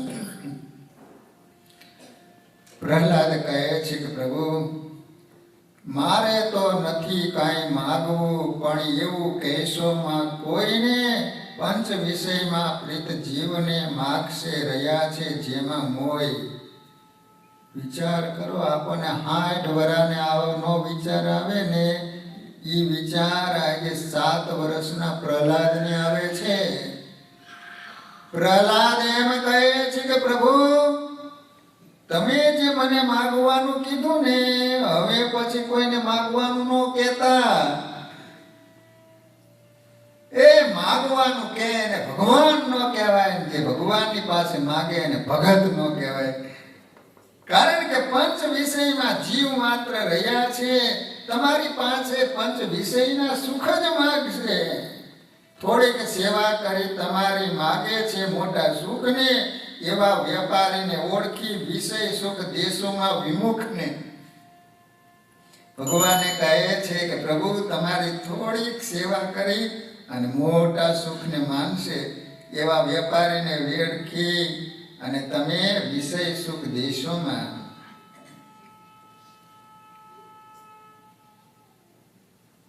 પ્રભુને કહે છે કે પ્રભુ તમારે જો રક્ષા કરવી હોય ને તો કામ ક્રોધ લોભ આદિક જે દોષ છે એ થકી મારી જ્યારે રક્ષા કરશો ત્યારે તમે સાચી રક્ષા કરી એમ હું માનીશ. પ્રહલાદજીને જ્યારે ભગવાને માગવાનું કહ્યું છે ત્યારે પ્રહલાદ ભગવાનને કહે છે કે પ્રભુ મારા પિતાજી ગમે તેવા હતા, પરંતુ ગમે તેમ તે મારા બાપ છે. મારા બાપુજીના એક પણ અવગુણ સામે નહીં જોતા પ્રભુ, તમે મારા પિતાજીનો મોક્ષ કરજો. ભગવાન રાજી થયા છે અને હિરણ્યકશિપુનો મોક્ષ કર્યો છે.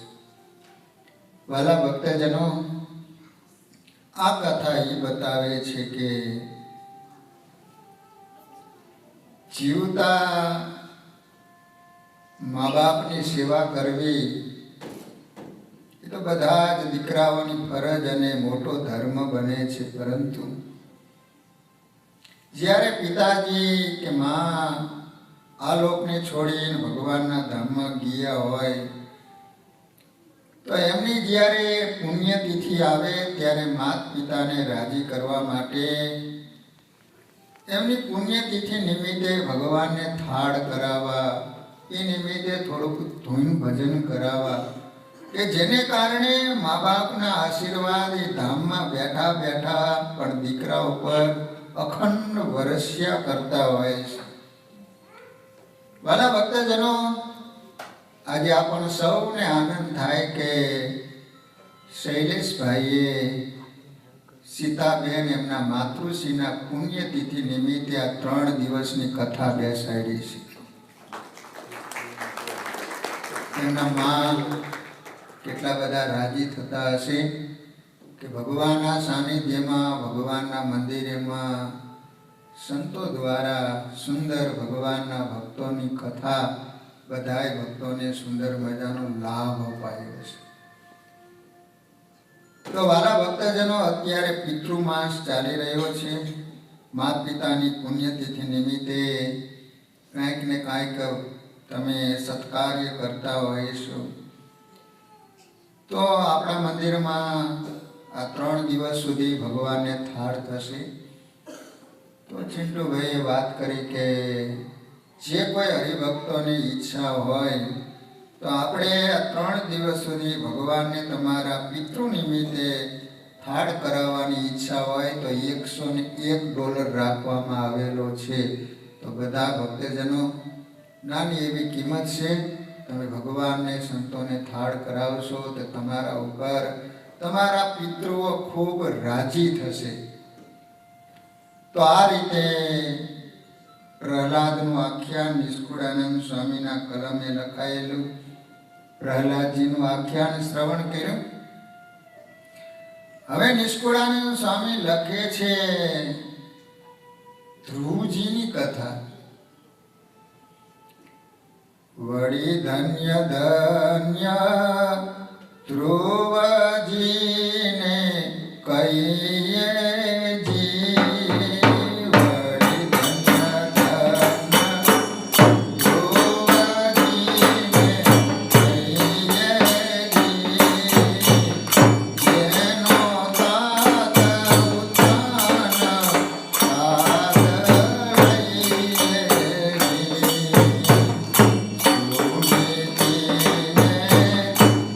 ઉદરયા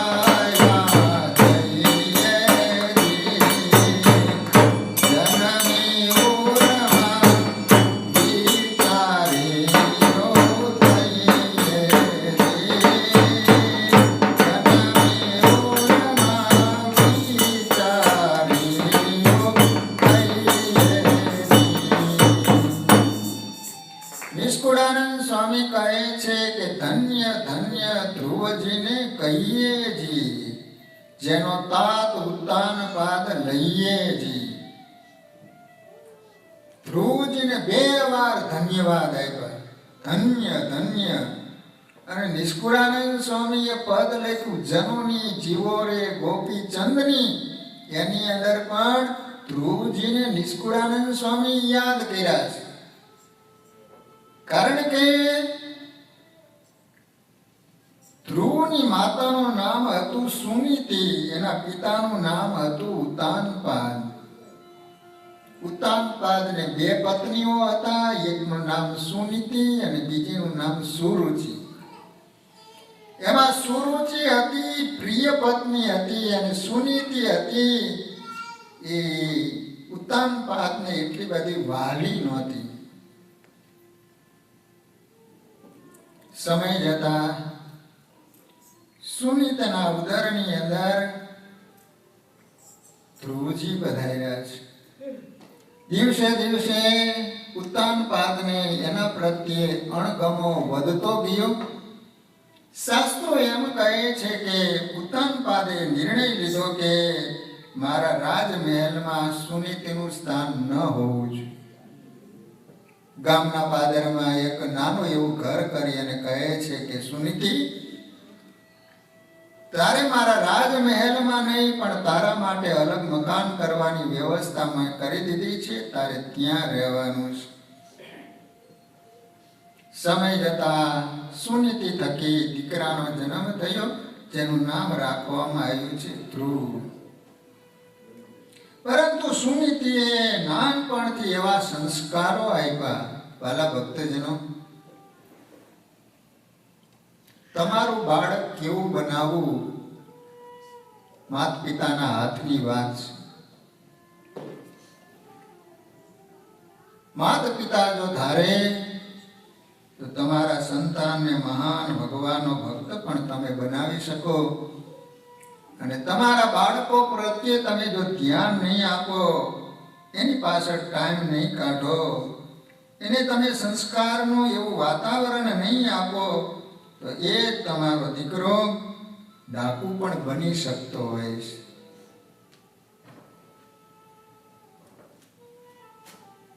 શાસ્ત્રો તો એમ કહે છે કે માતા શત્રુ પિતા વૈરી એન બાલો ન પાઠિત ન શોભતે સભા મધ્યે હંસ મધ્યે બકો યથા. વાલા ભક્તજનો, નાના જે બાળકો છે એને તમારી પાસે બીજી કોઈ અપેક્ષા નથી હોતી. બાળકને મા બાપનો પ્રેમ જોતો હોય છે. પરંતુ આજે માણસોએ સંપત્તિની પાછળ એટલી બધી આંધળી દોટ મૂકી છે કે બાળક પોતાના સંતાન માટે પણ અડધો કલાક કે કલાકનો ટાઈમ આપી નથી શકતા. એક શેઠ હતા, તો ભગવાને એને દીકરો નહીં આપેલો, એટલે તમને ખબર હોય કે અનાથ આશ્રમની અંદર અમુક નાના નાના છોકરાઓ રાખતા હોય, પછી જેને સંતાન ન હોય તો એ ખોળે બેસાડતા હોય છે. તો પછી અનાથ આશ્રમની અંદર જે દીકરાઓ હશે ત્યાં શેઠ ગયા એટલે વાત કરી. ઓલો છોકરો થોડોક મોટો હોય છે, સમજદાર, બધું સમજી શકે. એટલે પછી જે શેઠ લેવા માટે આવ્યા એટલે ઓલો બાળક પૂછે છે એના પિતાને કે તમે મને શું આપશો? તો કહે છે કે બેટા, તું અત્યારે નાનો છું ને, તો તને ફરવા માટે સરસ મજાની સાયકલ લઈ દઈશ. પછી બાપુજી મને તમે શું આપશો? કે તો કહે છે કે મોટો થઈશ એટલે તને હું બાઇક લાવી દઈશ. પછી બાપુજી તમે મને શું લાવી દઈશો? તો કહે છે કે મોટો થાય ને એટલે સરસ મજાની કાર લાવી આપીશ. એમ તો બોલો બાળક છે ને, જેમ જેમ આ મોટી વસ્તુની વાત કરતા ગયા કે તું માગીશ એ બધી જ વસ્તુ લાવી દઈશ, છતાંય બોલો બાળક રડી રહ્યો છે. તો કે બેટા, તું કેમ રડેશ? કોઈ વાતની તને કમી નહીં આવવા દઉં. ત્યારે બાળક રડતા રડતા એના પિતાજીને કહે છે કે પિતાજી, મારે તમારી પાસેથી બાઇક નથી જોતી, સાયકલ નથી જોતી, મોટર નથી જોતી, બંગલો નથી જોતો, મારે તમારી પાસેથી પ્રેમ જોઈએ છે. તમે મને ટાઈમ કેટલો આપી શકશો એ કયો.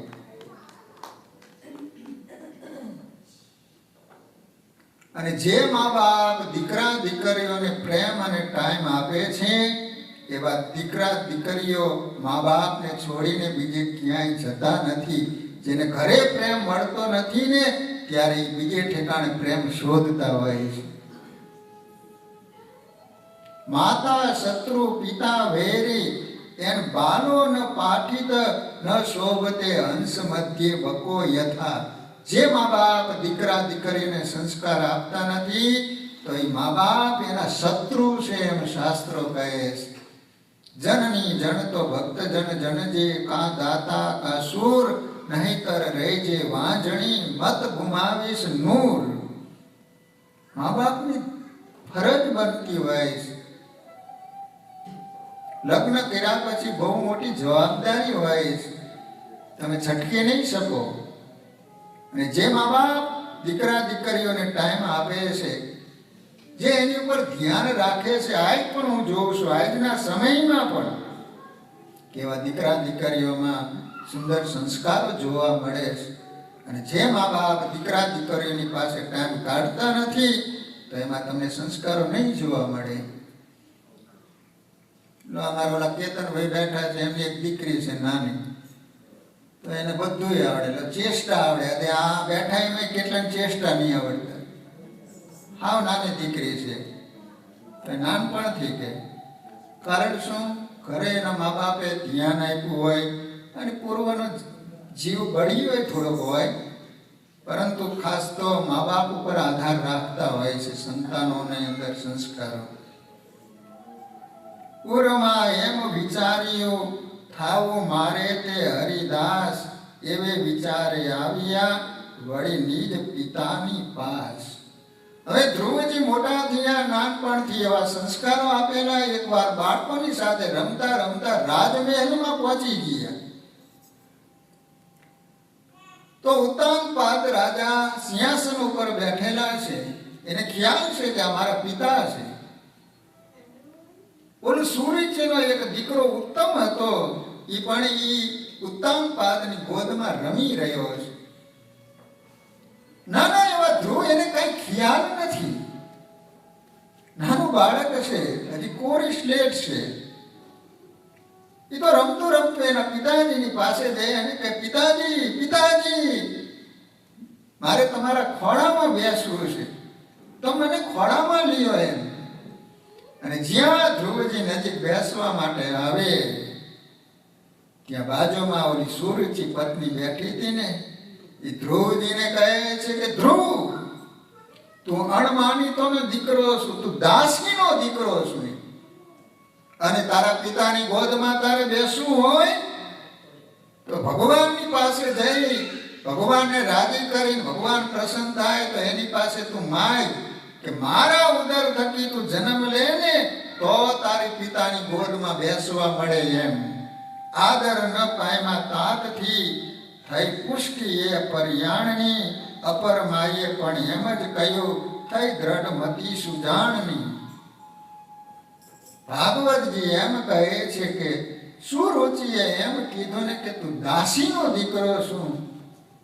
અને ધ્રુવજી પોક મૂકીને રોવા માંડ્યા. મારી માં દાસી? રડતા રડતા સુનીતિ પાસે ગયા. સુનીતિ વિચાર કરે છે કે ધ્રુવજી આટલું બધું કેમ રડી રહ્યા છે. એક દાસી કામ કરવા વાળી હશે એને વાત કરી, માં તમારો દીકરો પિતાજીની પાસે જ્યાં ગોદમાં બેસવાની વાત કરીને અપર માએ આ રીતનું મેણું માર્યું ને, વાલા ભક્તજનો બની શકે ને તો કોઈ દિવસ કોઈને મેણા ન મારવે. કદાચ શસ્ત્રના ઘા હશે ને તો એ સમય જતા રૂઝાઈ જતા હોય છે, પણ માણસો અમુક એવા મેણા મારે છે ને, માણસ જીવે ત્યાં સુધી ઘા ભૂલી નથી શકતો. વિચારીને યાર ઉચ્ચાર વાણી. માણસે કદાચ પાણી તો તમે એક ગરણાથી ગાળશો તો ચાલશે, પરંતુ વાણીને તો 7 ગરણાથી ગાળી પછી ઉચ્ચારણ કરવું. એકવાર તમારે મોઢામાંથી શબ્દ નીકળી ગયો પછી કોઈની તાકાત નથી કે શબ્દને તમે પાછો ખેંચી શકો. એકની વાણી લાખ લે, એકની લાકડીઓ ખાય, એક વિદેશ ગયો ન વિસરે, એક પાસે બેઠો ન પોહાય. કોયલ છે એ આપણને કાંઈ આપે છે, છતાં કોયલ બોલે છે તો આપણને મીઠું લાગે કે હજી વધારે ટહુકા કરે તો સારું. અને કાગડો બોલે તો ક્યાં પથ્થર ગયો, લાવો પથ્થર. ત્યાં કે શું કાગડો આપણું કાંઈ બગાડે છે? વાણીનો પ્રતાપ, વાણીની કરામત. પ્રિય વાક્ય પ્રદાનેન સર્વે જંતવ તુષ્યતિ તસ્માત પ્રિય હિ વક્તવ્યમ વચને કા દરિદ્રતા. પ્રિય વાક્ય બોલાવાથી બધા જ વશ થઈ જાય, છતાંય માણસો પ્રિય વાણી બોલતા નથી. શાસ્ત્રો એમ કે વચને કા દરિદ્રતા. વાણી બોલવામાં શા માટે કંજુસાઈ કરો? બોલો, બોલવામાં કંજુસાઈ કરે, એમાં પૈસા દેવા પડે. હારી વાણી બોલો, પૈસા દેવા પડે, તો એ માણસો હારી વાણી નથી બોલી શકતા. બોલો,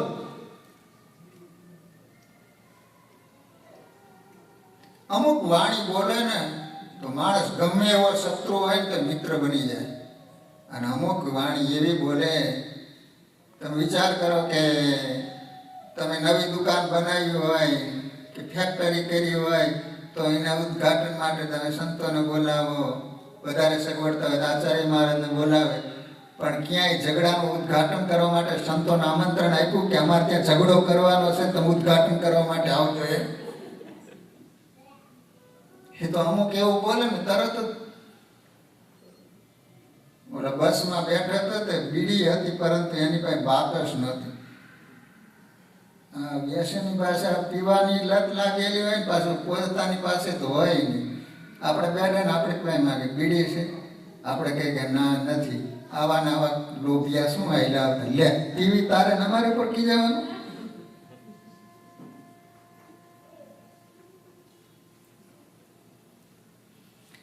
તો કે બાકસ છે, બાજુમાં ભાઈ બેઠો હતો ને એને પૂછ્યું બાકસ છે? તો બાકસને શું કરવીશ? તમારે બીડી હળગાવીશ. સંસાર તો હળગે છે, હવે તો ઠારો. તો કે તમારે બીડી જ હળગાવી છે ને? તો કે હા. તમારી બાજુમાં જે ભાઈ બેઠા છે ને એની જીભે અડાડો. બીડી છે ને એની જીભે અડાડો. કે જીભે અડાડવાથી મારી બીડી હળગી જાય? હા, એની જીભે તો ગામના ગામ હળગાવી દીધા. તમારી બીડી નો હળગાવે?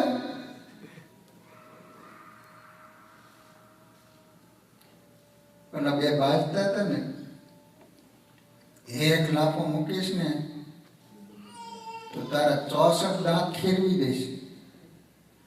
બાજુમાંથી એક ભાઈ નીકળ્યો, એ ભાઈ જરાક વિચારીને તો બોલ, માણાના મોઢામાં 32 દાંત હોય અને તું એમ કહે એક લાફો મૂકીશ ને તો 64 દાંત ખેરવી દઈશ.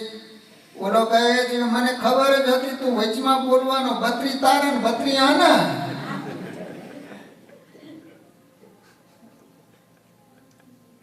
દીકરાનો બાપનો કોર્ટમાં કેસ હાલતો હતો.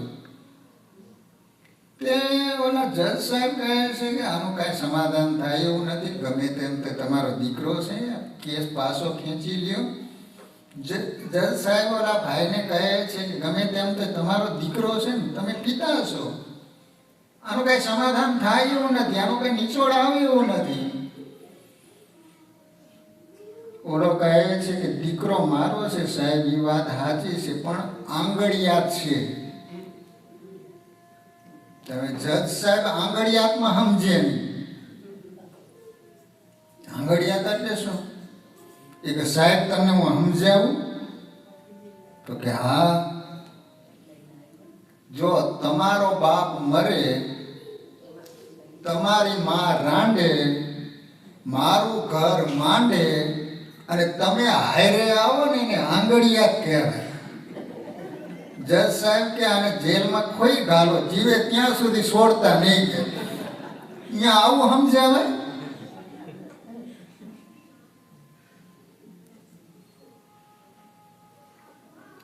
અપર માએ પણ એમ જ કહ્યું, થઈ દ્રઢ મતી સુજાણની. દાસીએ બધી વાત કરી છે કે માં, આ રીતે અપર માએ મેણું માર્યું ને એને કારણે ધ્રુવજી રડી રહ્યા છે. સુનીતિ ધ્રુવજીને કહે છે કે બેટા, તારે જો શાશ્વત સુખ જોતું હોય ને તો તું ભગવાનનું ભજન કર. અલ્પ સુખ સંસારનું જે મળે ને મટી જાય, તે સારું આવું તન ખોઈ, કહો કોણ દુઃખને ચાય. અચળ સુખ અવિનાશીનું જે પામીને પાછું નવ ટળે, એવા સુખને પરહરી બીજા સુખમાં કોણ બળે. એવું દ્રઢ ધ્રુવે કર્યું મોરથી મનમાય, નિષ્કુળાનંદનો નાથ ભજશું તજશું બીજી ઈચ્છાય. માએ આ રીતે આશીર્વાદ આપ્યા છે. હવે નાના એવા 5 વર્ષના ધ્રુવજી વનમાં તપ કરવા માટે જાય છે અને નિષ્કુળાનંદ સ્વામી કહે છે કે દ્રઢ વિચાર એમ કરી ધ્રુવે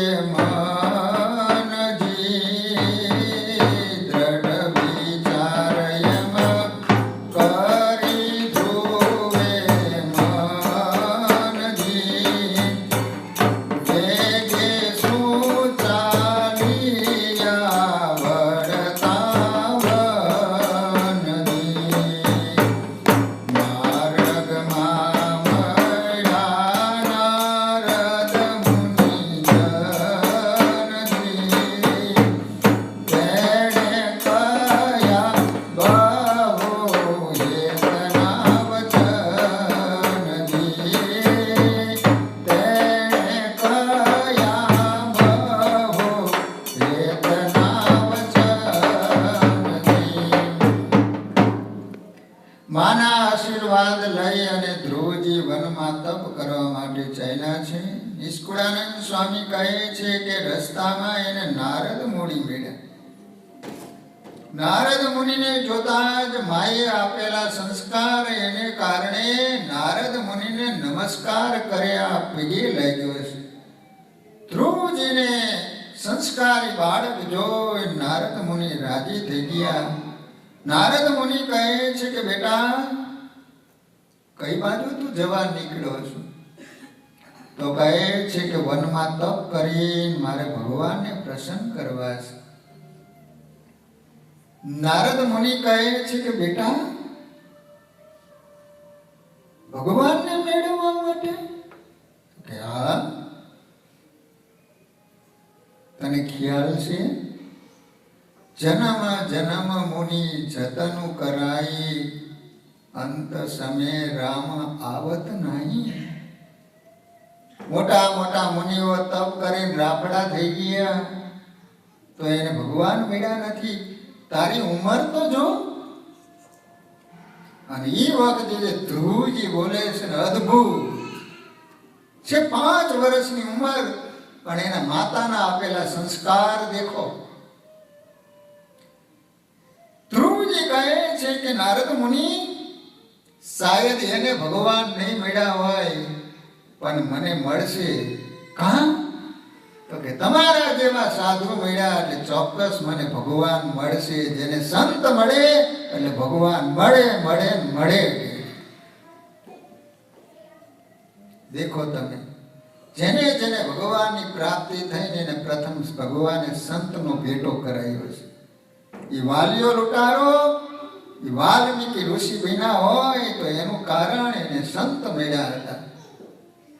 એ મુંજો સુરો અને લોધિકા ગામના અવેસી જેવા જેને માણા મારવા ચીબડા ચીરવા સેમ હતા, એને પ્રથમ સંત મળ્યા, પછી એને ભગવાન મળ્યા છે. એટલા માટે નિષ્કુળાનંદ સ્વામીએ વચન વિધિમાં લખ્યું, મળવું છે મહારાજને રાખી સંત સંગાથે રોષ, નિષ્કુળાનંદ કહે નહીં બને અમથો સો અફસોસ. ભગવાનને મળવું છે ને સંત સાથે શત્રુતા રાખવી, વેરભાવ રાખવો, સંતની સાથે હેત નથી રાખવું. મરી જાઓ ને તોય ભગવાન નહીં મળે. મળવું છે મહારાજને રાખી સંત સંગાથે રોષ, નિષ્કુળ આનંદ કહે નહીં બને અમથો સો અફસોસ. જેમ રવિ વિનાની રજની નથી જવાની જરૂર, તેમ સંત વિના અજ્ઞાન અંધારું કેદી ન થાય દૂર. જ્યાં સુધી આકાશમાં સૂરજ ન ઉગે ને ત્યાં સુધી કોઈ દિવસ અંધકાર જાય નહીં. એમ સંત ન મળે ને ત્યાં સુધી અજ્ઞાન રૂપી જે અંધકાર આપણા હૃદયની અંદર વર્ષોથી રહેલો છે એ અજ્ઞાન કોઈ દિવસ ટળતું નથી.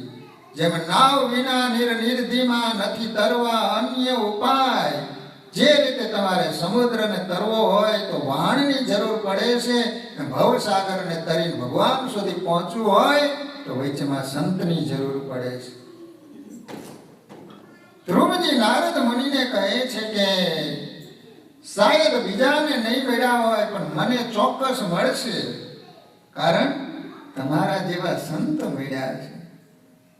અને જ્યાં નારદ મુનિએ વાત સાંભળીને રાજી થઈ કે બેટા, તું જો તપ કરવા માટે જતો હોય તો તને હું એક મંત્ર આપું છું.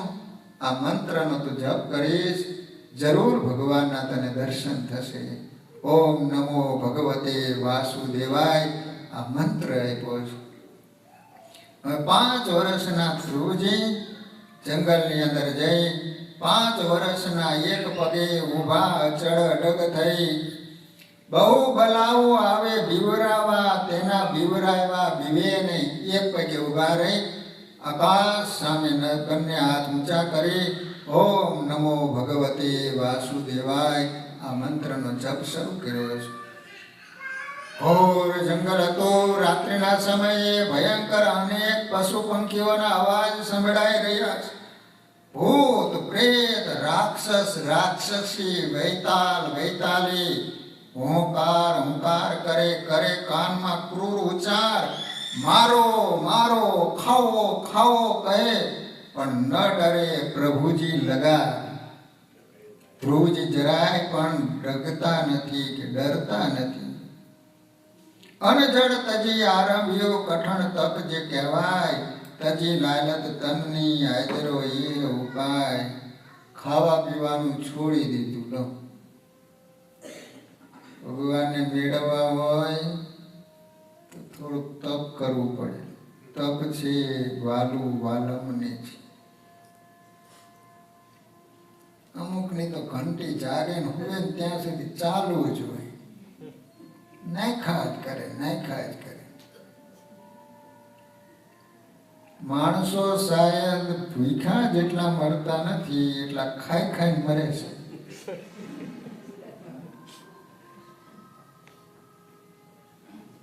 અમારે તો અવારનવાર પ્લેનમાં જવાનું થાય તો ઓલા જેટલી વાર નીકળે ને કાંઈક ને કંઈક પીધા કરે કાંઈક ને ખાધા જ કરે. અમે ટગર ટગર જોયા કરી. આપણને એમ થાય ભગવાન આને પેટ આપ્યું છે પટારો આપ્યો છે.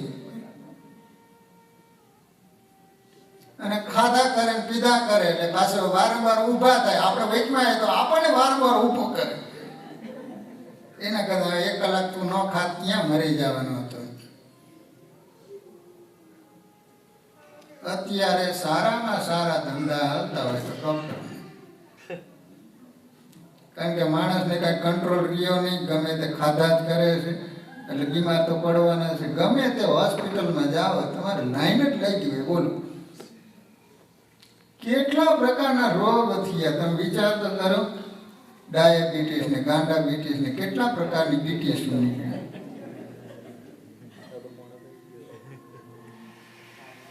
આ કોરોના વેચમાં આવ્યું. બોલો કોરોના આપણે નામે 100 વરમ ન થાય કોરોના.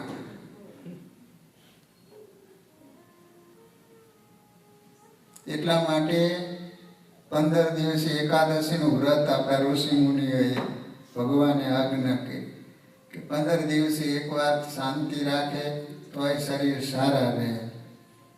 પણ આપણે તો એકાદશી આવી ને એમાં ફરાર ને એટલું કરે ફરાર ને પછી થાય ધરા ને પછી થાય ઉલાટ. એકાદશી આવી એટલે દિવાળી આવી. અમથું ન ખાતા હોય એટલું એ ઉલાડી દે. અને મારું ખબર નહીં, આમે હવારે કોઈની ભૂખ ન લાગે, પણ એકાદશી આવે તેની ભૂખ લાગે. આપણને ખબર જ પડી જાય કે એકાદશી છે, ખબર જ પડી જાય કે એકાદશી લાગે છે એમ.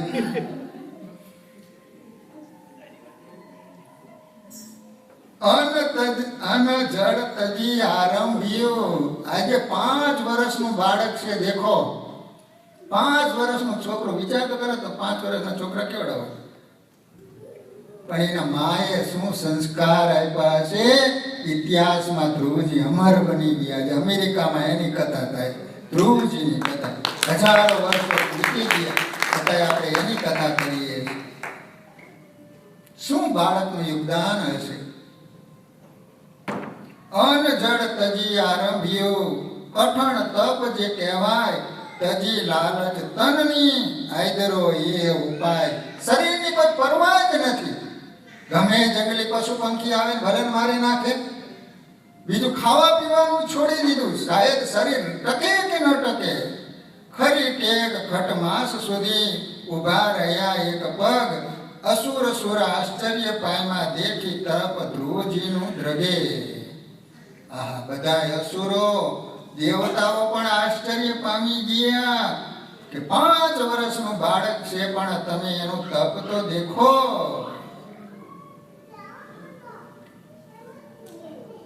ધરતી લાગી ધ્રુજવા, ડગવા લાગ્યા દિગપાળ.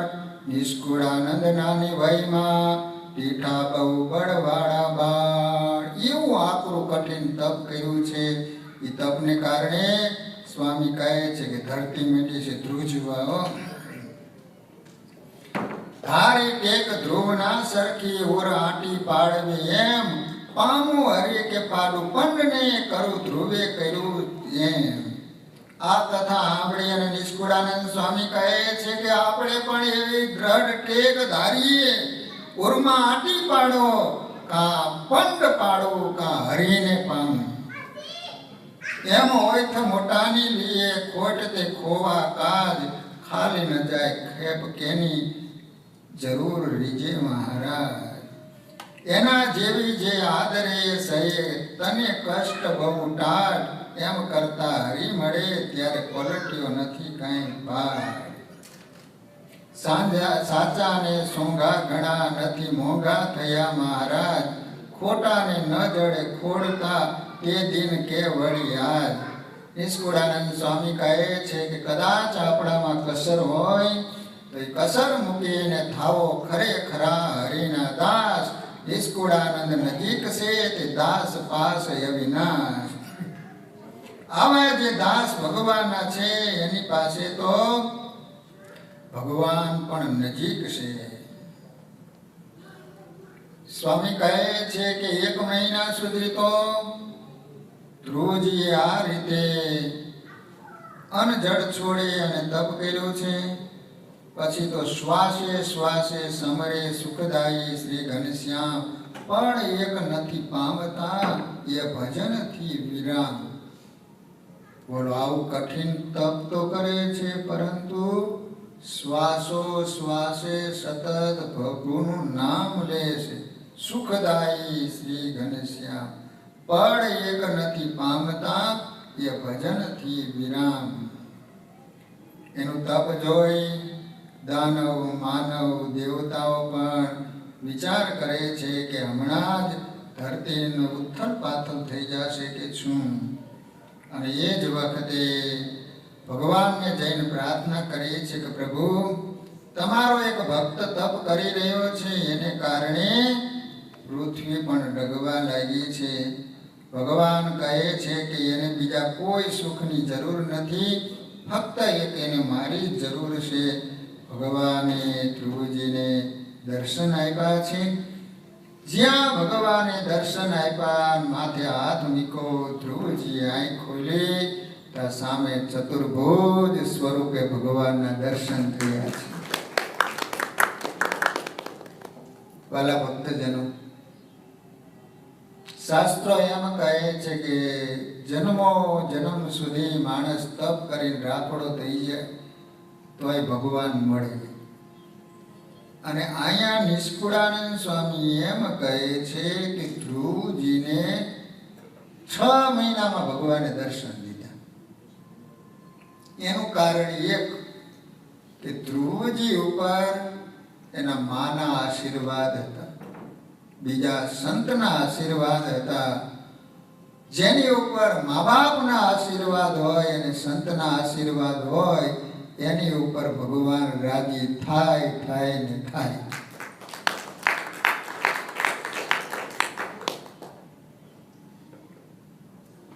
આંખ ખોલી બે હાથ જોડી ધ્રુવજી ભગવાનની સામે વંદન કરી રહ્યો છે. ભગવાનની પ્રાર્થના કરવી છે, પણ ધ્રુવજીની પાસે વાણી નથી. ધ્રુવજી કઈ ભણેલા નથી. એ જ વખતે ભગવાનના હાથમાં શંખ હતો.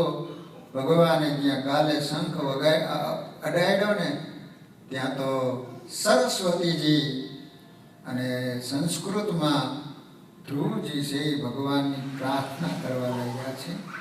ભગવાન કહે છે કે ધ્રુવજી, તારી ઉપર ખૂબ રાજી થયો છું, તમે માગો. ત્યારે ધ્રુવજી કહે છે કે પ્રભુ, અખંડ રહેજો મારે અંતરે. પ્રભુ, આવા ને આવા મોટું બંધન છે માયાતણું, એમાં ન દેશો બંધાવવા. એમ ધ્રુવજી જ્યારે વૈચરા લાગ્યું સારું શ્યામને, નિષ્કુળાનંદ કહે નાથે પછી આપ્યું અચળ ધામને. ભગવાને ધ્રુવજીને કહ્યું છે કે તમને જે રાજ્યની ઈચ્છા છે, તમારા પિતાજી તમને રાજ્ય પણ આપશે. અને અંતે ભગવાને જે આકાશમાં ધ્રુવનો તારો દેખાય છે, અવૈચળ પદ ભગવાને ધ્રુવજીને આપેલું છે. ભલા ભક્તજનો, આ રીતે નિષ્કુળાનંદ સ્વામીએ ધ્રુવજીના જીવનમાં આટલા દુઃખો આવ્યા છતાંય પણ 5 વર્ષના બાળક એને ટેક મૂકી નહીં, ધીરજ ગુમાવી નહીં, તો એની ઉપર ભગવાન ખૂબ રાજી થયા છે. તો વાલા ભક્તજનો, અહીંયા ઘડિયાળ તો કાંઈ છે નહીં. છે કેટલા વાગ્યા સુધી કરવાની? બસ ને.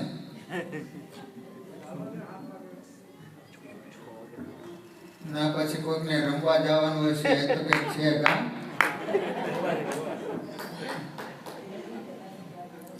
વાલા ભક્તજનો, તો આજે તમને વહેલા છોડી દઈએ છીએ અને કાલે શનિવાર છે એટલે તમે જો વહેલા આવી જઈશો, જેટલા વહેલા આવશો એટલી જ આપણે વહેલા કથા ચાલુ કરી દઈશું. તો કાલે તમે 4 વાગે આવી જાઓ કીર્તન ભક્તિ, અને ત્યારબાદ આપણે 4:30 તો કથા ચાલુ કરી દઈશું. તો કાલે શનિવારે પાછા આપણે બધા મળીશું અને બાકીના જે ચરિત્રો બીજા ભગવાનના ભક્તો છે એના આપણે શ્રવણ કરીશું. તો વાલા ભક્તજનો, આ પિતૃ નિમિત્તે, માસ નિમિત્તે તમારા પિતૃઓને અર્થે કોઈ પણ ભક્ત ભાઈઓ કે બહેનોને ઠાકોરજીના થાળ કરાવવાની ઈચ્છા હોય તો $101 રાખવામાં આવેલા છે. તો ચોક્કસ ભક્તજનો આ સુંદર મજાનો લાભ છે. તમારા પિતૃઓ તમારી ઉપર ખૂબ પ્રસન્ન થશે. તો સુંદર મજાનો લાભ બધા હરિભક્તો પ્રાપ્ત કરજો. એ બધા હરિભક્તોને પ્રાર્થના સાથે કથાને અહીંયા વિરામ. બોલો સ્વામિનારાયણ ભગવાન. જય સ્વામિનારાયણ. સ્વામીએ સુંદર મજાની કથા કરી એ માટે સ્વામીને આપણે ખૂબ ખૂબ